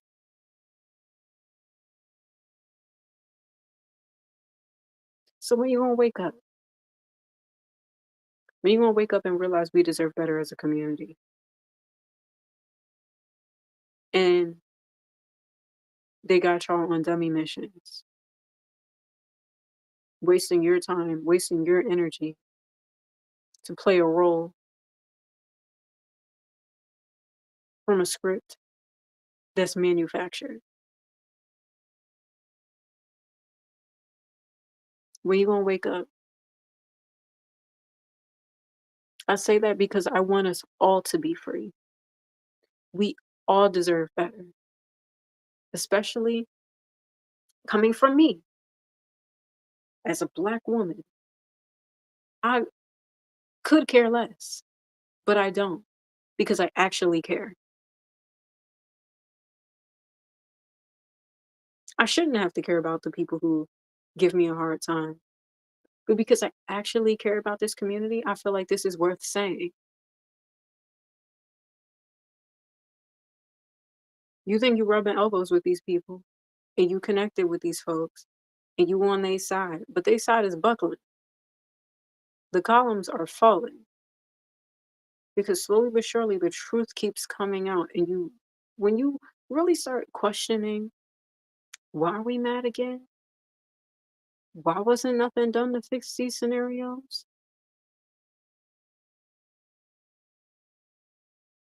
Who created these circumstances? When you really start asking these questions and looking at the receipts and look at the circumstances and think who does it benefit, you realize we're all being played here. So I implore that you wake up because this is a time, age of Aquarius, of spiritual awakening. And, it's pissing me off because, like, I'm already, because in the only book you need to read about astrology book, I read that in one of my live streams not too long ago. But the thing that they said about the age of Aquarius is that it's, Aquarians are known for being truth tellers and not only being independent people, but intellects and people who are observant and talk about advancements in technology and knowledge and spirituality. And a lot of times, sometimes we have a hard time like fitting in because we're such truth tellers and because we're observant to the things that some people choose to ignore, and we yearn for the advancement or a space where we could talk about the spiritual stuff out in the open. We don't like to have to talk about this shit in code. We just want to say magic is real and this is how you do the spell and this is how you protect yourself. And spirits are real too. And there's probably spirits in the White House. But that's too real of a conversation. Why? Why? Slowly but surely society is waking up to that, and that's why I'm saying, like, we it's unfortunate that we're having this awakening in such a low vibrational space of attacking and dividing one another and using our magic to bring each other down, when we could be using this magic to heal ourselves, to prosper ourselves, to empower ourselves, to uplift our communities.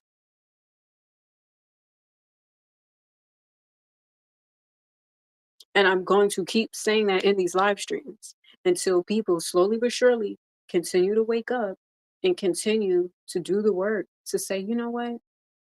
I could be doing this for positive. I can heal myself. I can uplift myself. I can actually protect Black women. I can, and I'm not saying this as if, it's not important to protect Black men too. That is important. And Black trans folks, you know, that is important. But this message is specifically for Black women, and I speak this from experience. And I'm just gonna say that it's not that other Black folks aren't important; they are too. But this is specifically for Black women, especially because you know the message of protect Black women. I just feel like it's so like polluted and jaded, and it's not really done with integrity. And I just care to challenge that. You ain't gotta like me, you ain't gotta fuck with me, but you can't say I'm lying. And I might not be the messenger that you want to hear say it, but somebody got to say it if y'all too busy speaking in Morse code.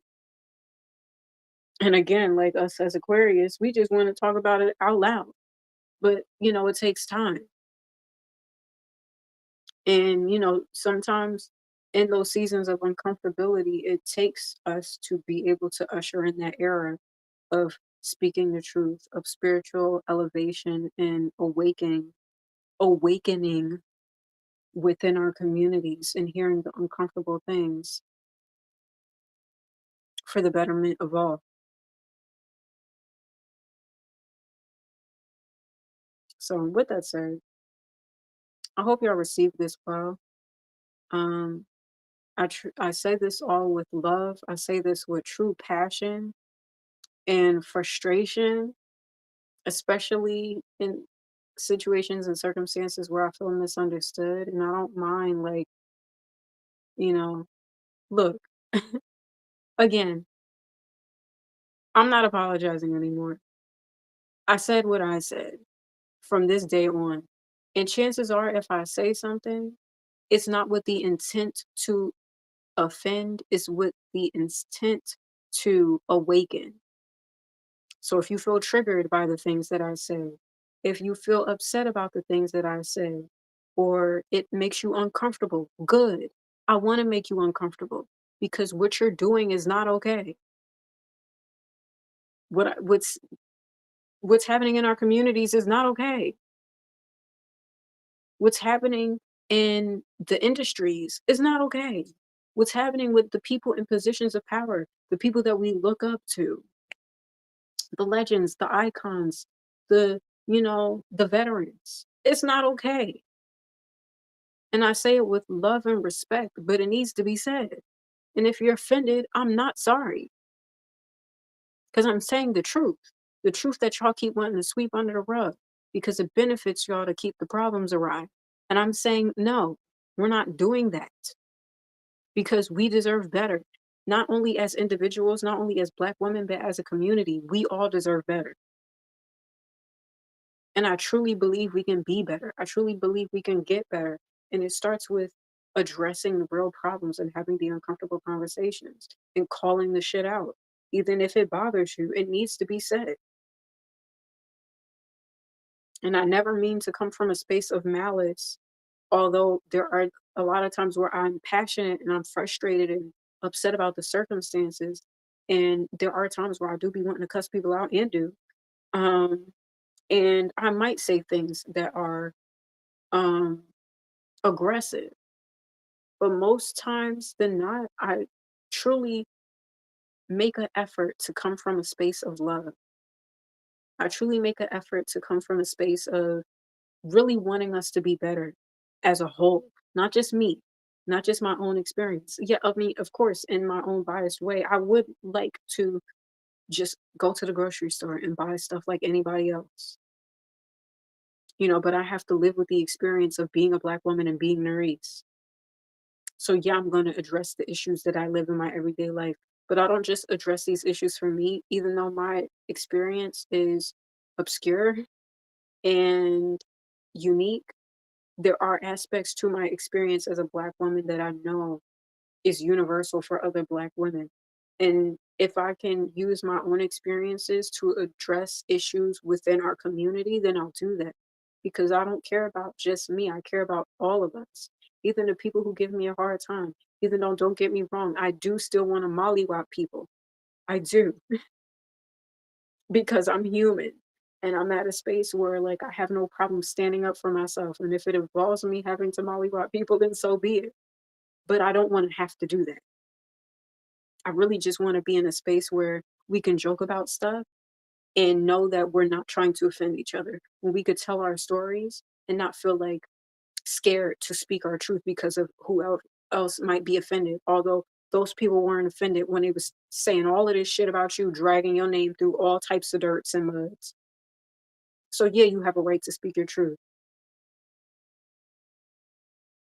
and it's okay.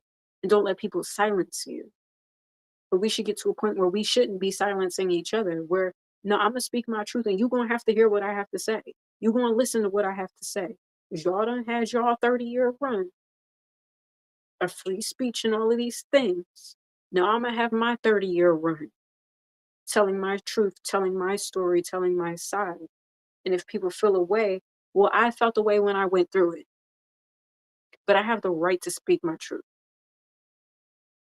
And I don't speak my truth just to be like messy and combative.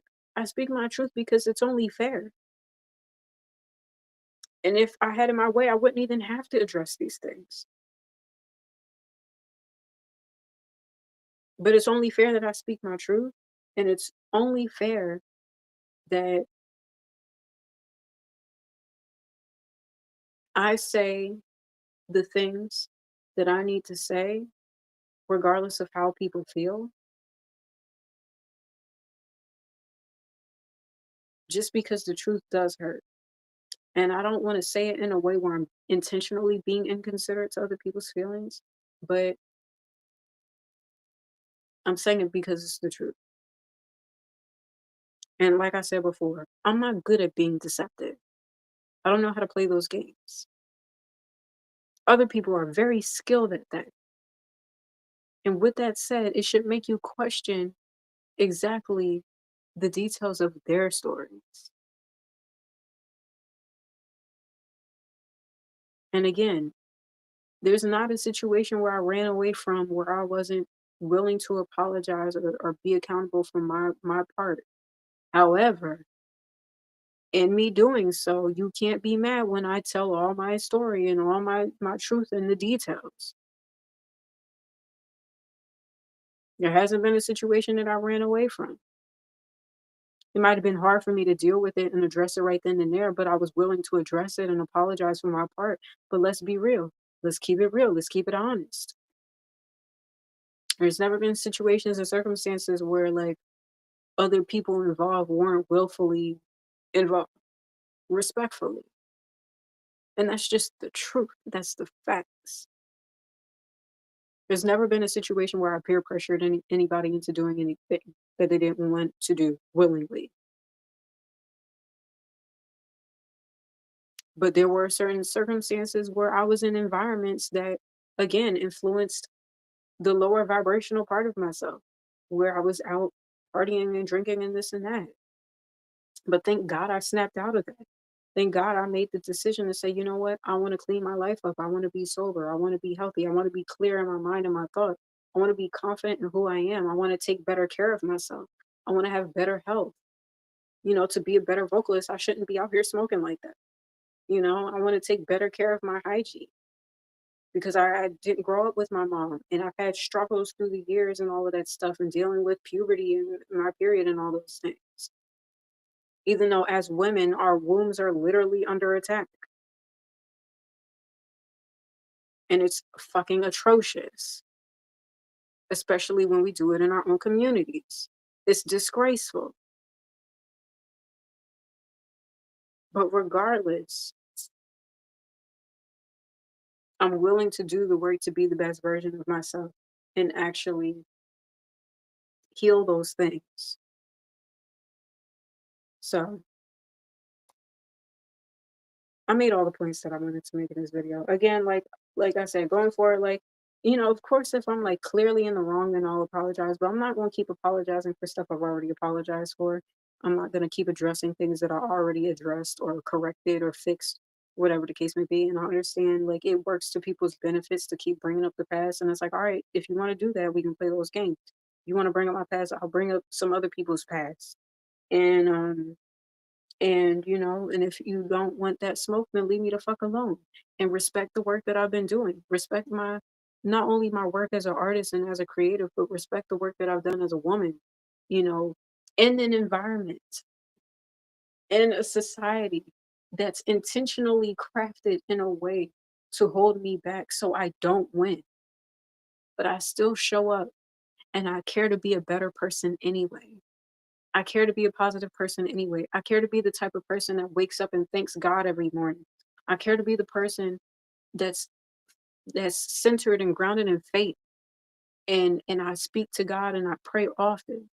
I care to be a person that doesn't want to hate people, but I will if need be. I care to be the person that actually wants to see our community be better.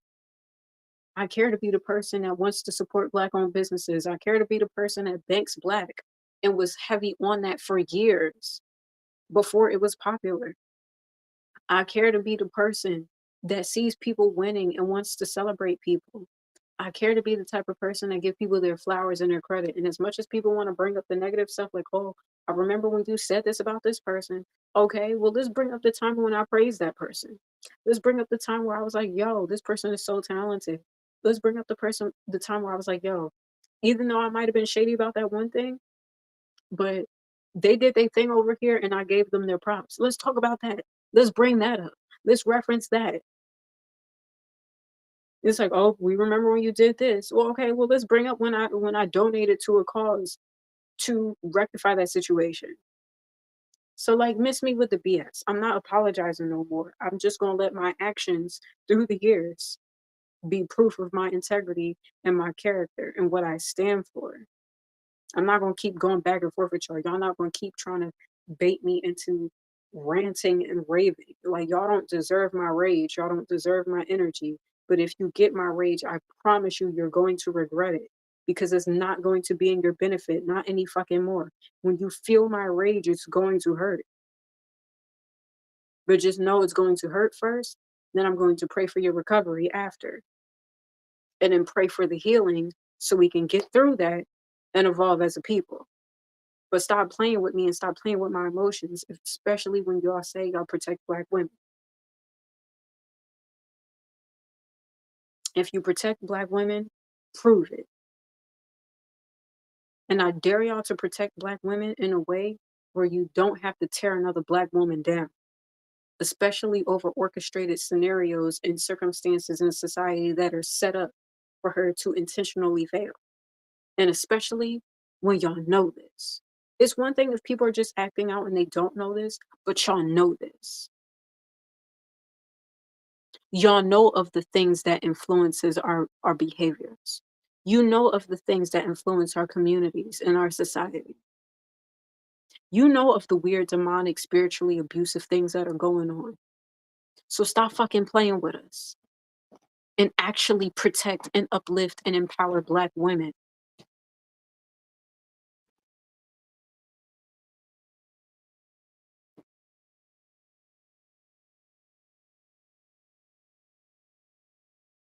If that's too real for you, get out the way. But I dare y'all and I challenge y'all to actually show up and do the work. With that said, over here on the East Coast is 123, so I think that's a good sign to conclude this with Psalm 23. Regardless of your spiritual background, I care to speak this prayer for the betterment of all of us. I think it's a good prayer to do because if I'm not going to speak from the heart because the last 2 hours was me speaking from the heart. So, with that said, the Lord is my shepherd and I shall not want, because he makes me lie down in green pastures. He leads me beside the still waters. He restores my soul. He leads me on a path of righteousness for his name's sake. And although I walk through the valley in the shadow of death, I fear no evil, for thou art with me. Thy rod and thy staff comfort me. God will prepare a table for me in the presence of my enemies and anoint my head with oil. My cup runneth over. Surely goodness and mercy shall follow me all the days of my life, and I dwell in the house of the Lord, the Most High God, forever. So it is, so it will be. Gratitude for what's been. Amen. Ashe. Y'all, thank you so much. It's your girl, Narisse. Um, for those who don't know, I am an artist. I am a creative. I recently like edited this visual that I kind of been working on for like the past few months. It's kind of like took me forever to finally get to this point, but I'm so proud of it because I planned this photo shoot like months ago with 4 different looks, and I filmed like the behind the scenes process as I was putting it together, from like styling the looks, doing a fitting for the looks, building my set, doing my hair and makeup, taking the pictures. I live streamed the photo shoot. It was probably like the highest streamed live stream that I had, so I don't know, maybe I need to do more photo shoots. But it's a lot of work. It's a lot of work to do it. But I mean, if that's what y'all enjoy, then I will do that. But I don't want to just like do live streams for like the numbers, even though I know it is a numbers game. But I do feel like live streams like this are important as well. But it made me like really appreciate and miss like the creative process because sometimes life could be lifing and makes you like forget about the things that you really enjoy. And I've just been like so focused on like figuring out what am I doing with my life? If I'm gonna make money and this and that. But then like I don't want to lose the things that actually bring me happiness, which is creating, which is singing, which is practicing guitar, which I did earlier today. So I'm proud of myself for that. Which is doing photo shoots and styling different looks and taking pictures and feeling beautiful and editing the pictures. Like I enjoy all of that. Like I really truly enjoy the creative things. And I really miss performing too. So slowly but surely I may get back into that. I don't know, we'll see. I don't know with the climate of society right now. Um, but like I really enjoy being a creative and I don't want that to be lost in the midst of like everything is that surrounds my life. And I'm really proud because like I'm good at what I do. Like I'm grateful to be in a space where it's like I know Angie, hey, Angie. See, girl, that's what you get. Leave my amp alone. She keeps trying to scratch my amp, and I know why. It says Marshall. It's a Marshall amp. I don't think she likes the Mars part.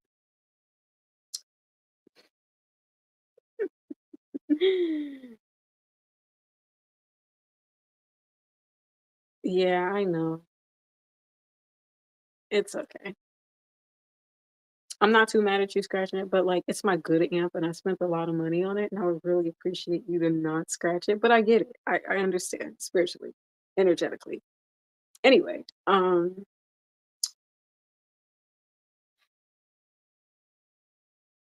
enjoy being a creative.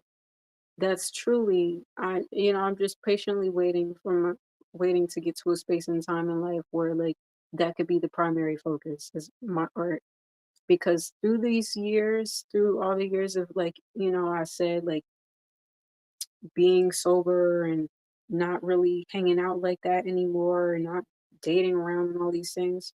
Like as I was improving on my like spirit and my energy and like my my confidence and myself, like I improved as an artist too. And I'm just like I'm so proud of where I am. Like even with my limited resources, I know I can make dope art, whether it's music. Like I know my beats are dope. Like my vocal arrangements are really cool. Um like like my guitar playing is more solid, my voice is stronger, I'm more confident in my style, my personal style, or just mixing up different looks and even doing visuals. Like I know I'm confident that anytime I do a photo shoot I'm going to have like a batch of really good pictures, and there might be some stuff that like might not come out all that great because like I'm experimenting with a pose and it might not land the way I want it to, but the fact I'm I'm grateful that I'm in a space where I'm confident enough in myself to even be adventurous or creative enough to go for the pose, like, and just try like weird angles and stuff like that. And, thanks to my Coco Rocha classes that I took like a few years ago. But it was very beneficial and helpful for me. And it helped me improve with my modeling and movement in front of the camera, whether it's me taking pictures or even doing visuals. And so, like, I'm really proud of that. I'm really proud that I'm confident in my body and my movement and just like me photographing well, and then also, like, being my own camera woman, like, understanding lighting, understanding, just trying to, like, build a set and, putting different looks together, being confident in my style and editing visuals, editing those things. And I'm not, like, the best editor. I think I could still improve upon that skill, but I know that if I would just if I had the luxury of just focusing on art, I know my art would be dope. And you know what's interesting too? So I had revisited the Everybody Mad dance video, right? And I feel like if my life were anything like the Truman Show, it would be more like there was more like hype around drama at that time rather than the actual like video itself. And I go back to that video and I'm like, I did a really good job. Like I like okay, am I the best dancer in the world? No, and I don't claim to be. But I was hitting all the beats on the right time, like the moves were clean, you know, and like and how I even edited the visual with the different locations and how it like seamlessly like went into each other. Like I'm still so proud of that project.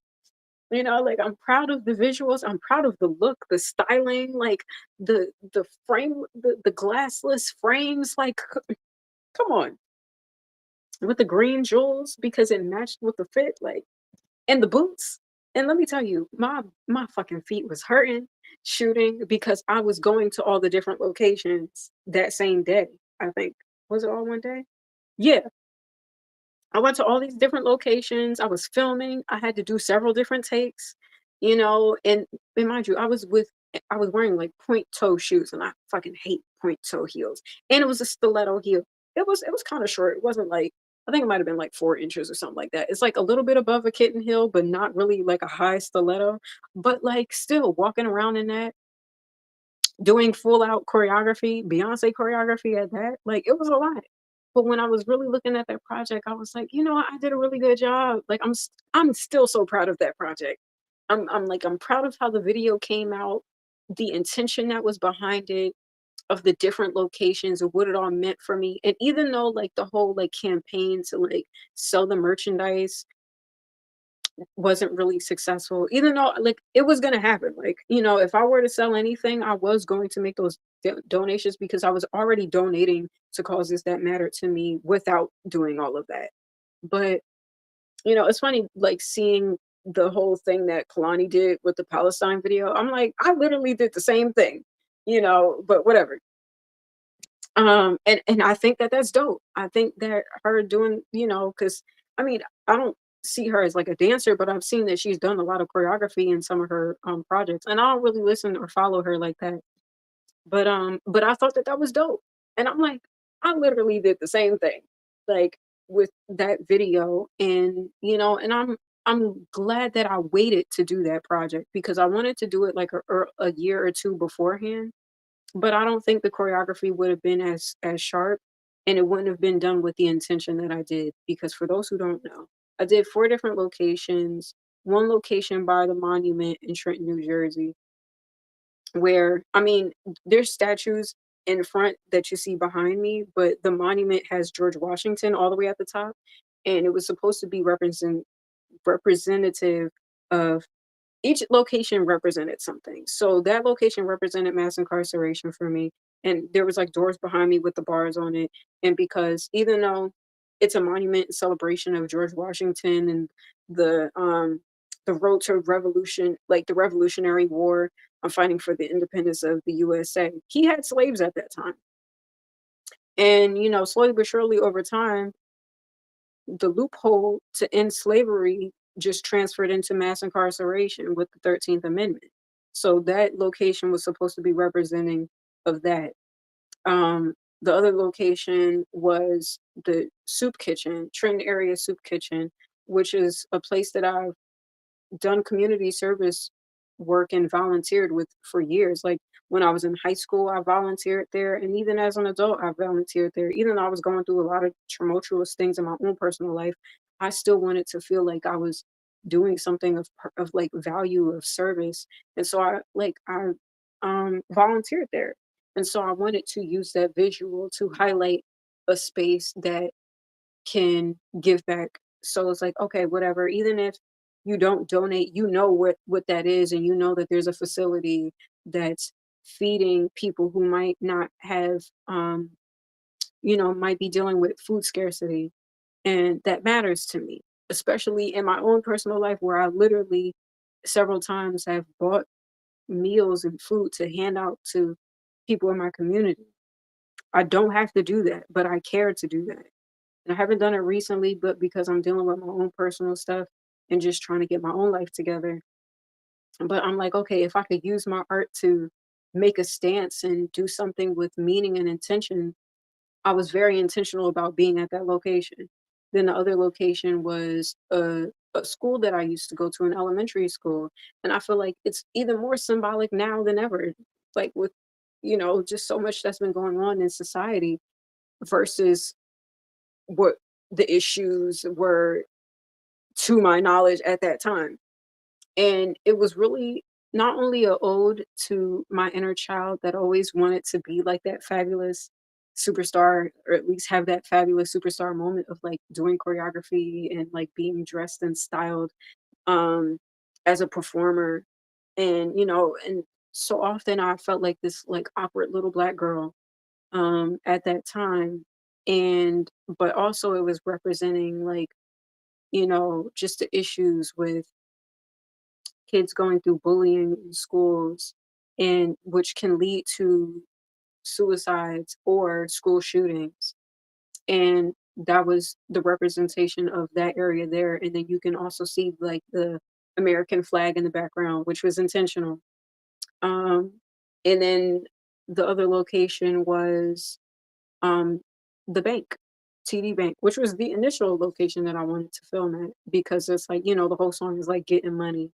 um I've been getting to the money, everybody mad, and then plus like the TV colors has like it's green, so it kind of like go went with the outfit, and it had enough space in the parking lot for me to be able to like take the pictures and do the choreo like how I wanted to.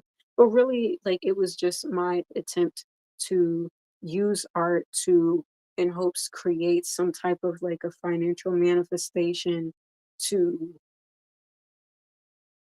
transmute capitalism into something that could be beneficial to these causes that matter to me. And then, of course, something else.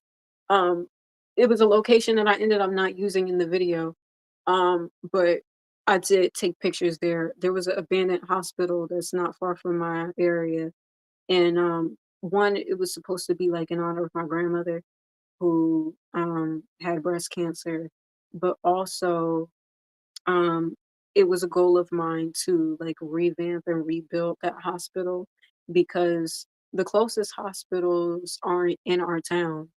And I think it would be beneficial to have a hospital in Trenton, New Jersey, and not only a hospital but like with holistic practices to have healthy ways of healing, and not just something that goes along with the big pharmaceutical um industry.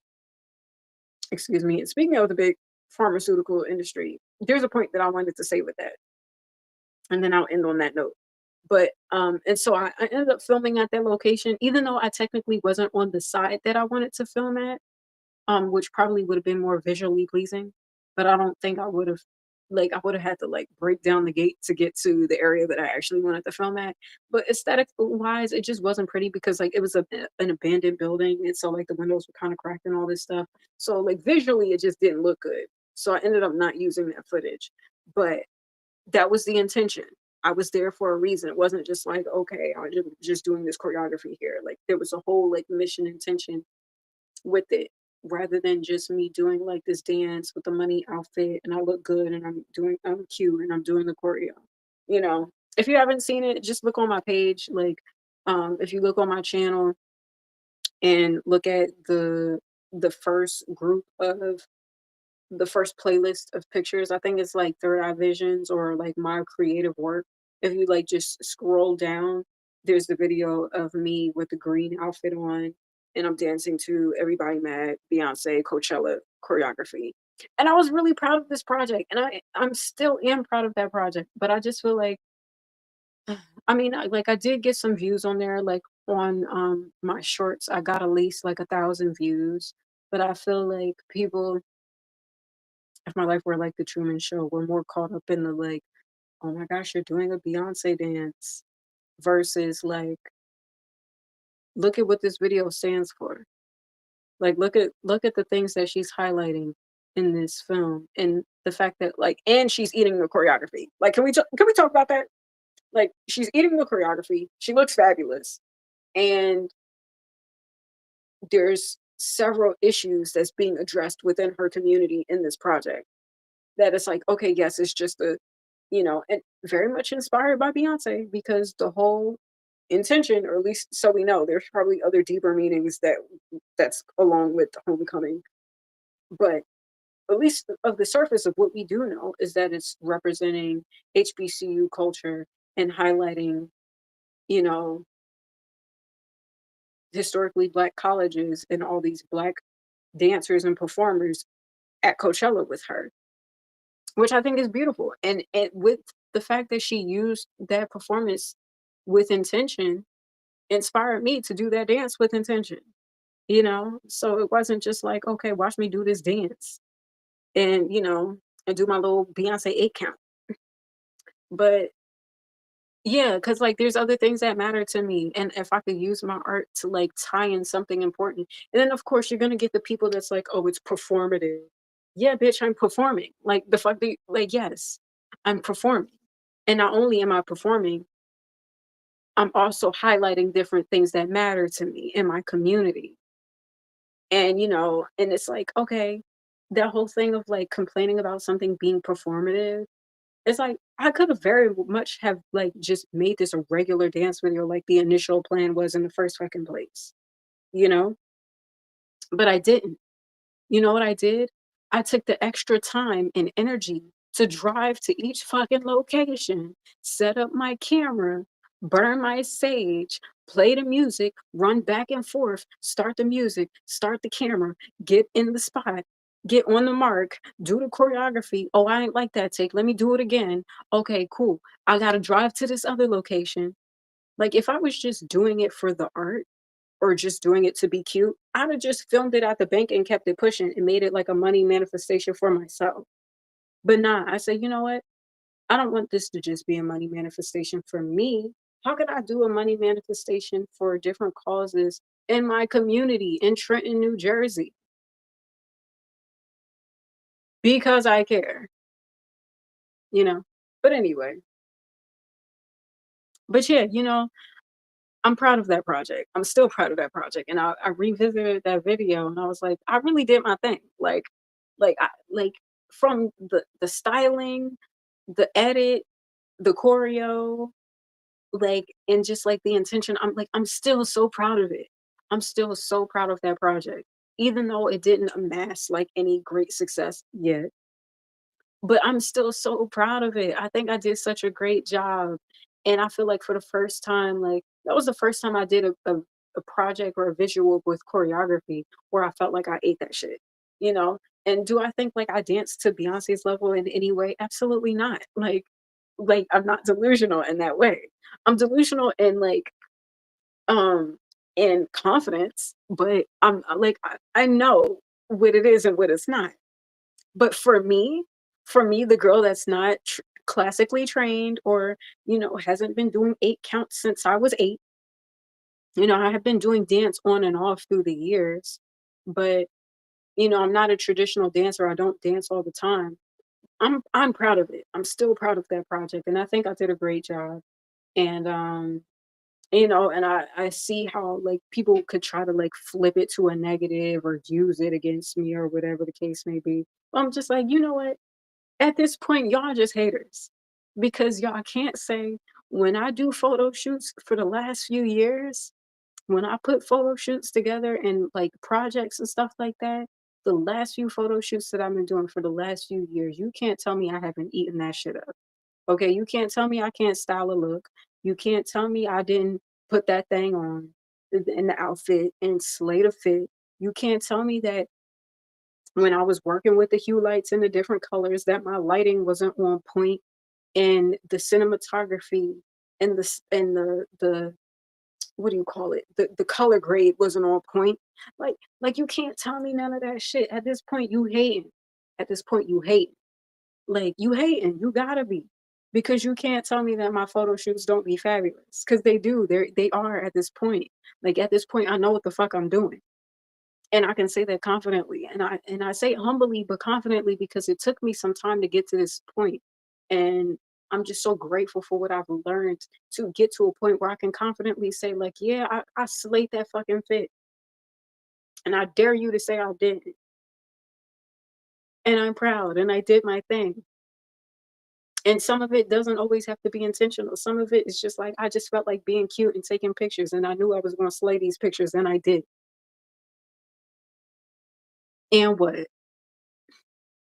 And I'm particularly, again, particularly proud of that Everybody Mad project because it was choreo.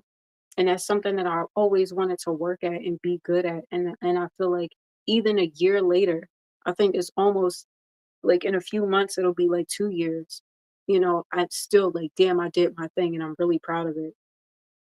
And even the pictures that I took, even the pictures that I took from that visual, the pictures slay. Like, what are you talking about? And mind you, people just, and this funny thing is like people were like in the background, like going to the ATM. Mind you, it was a Sunday. So the bank was closed. People going to the ATM and I'm just in the parking lot slaying with the fan and just doing the different poses and just like doing my thing. And yeah, it was a good time, and I was like, "Damn, I'm eating these fucking pictures up. I don't care what nobody say." I'm like, "I don't care if I ain't got nobody rocking with me. What you not gonna say is that I ain't slay this photo shoot because bitch, you know I did." And at this point, it's like you know, what Cat Williams say?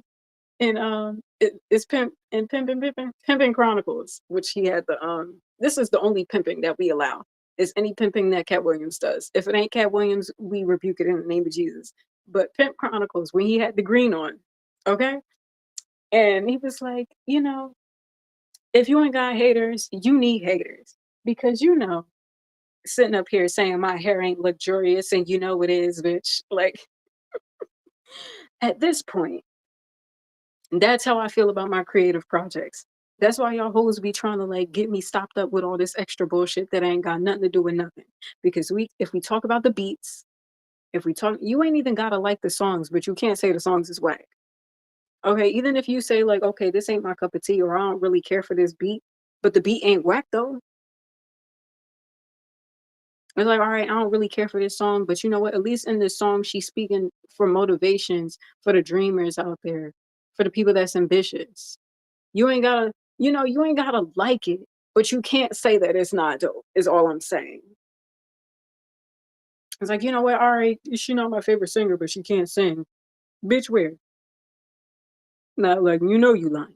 You can say whatever you want, but you can't say like the talent is talenting, okay?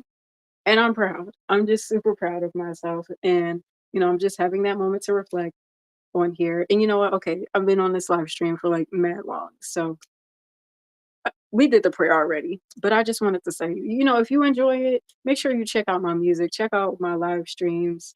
I'm gonna be on here more often, and not only that, but check out SoundCloud. I put out an EP, Divine, like 4 years ago. It's coming up on the fifth anniversary. I'm gonna do something cool and special with that. Um, And yeah, and then I have a visual that I've been waiting to put out. So, I'm working on a few things. But with that said, much love to you all. It's late. I'm gonna go to bed now or relax a little bit. And I'll catch y'all at the next live stream. I hope you enjoyed this live stream and are inspired and do better as a community and protect Black women. And check out my videos on YouTube as well. All right, y'all. Much love. Good night.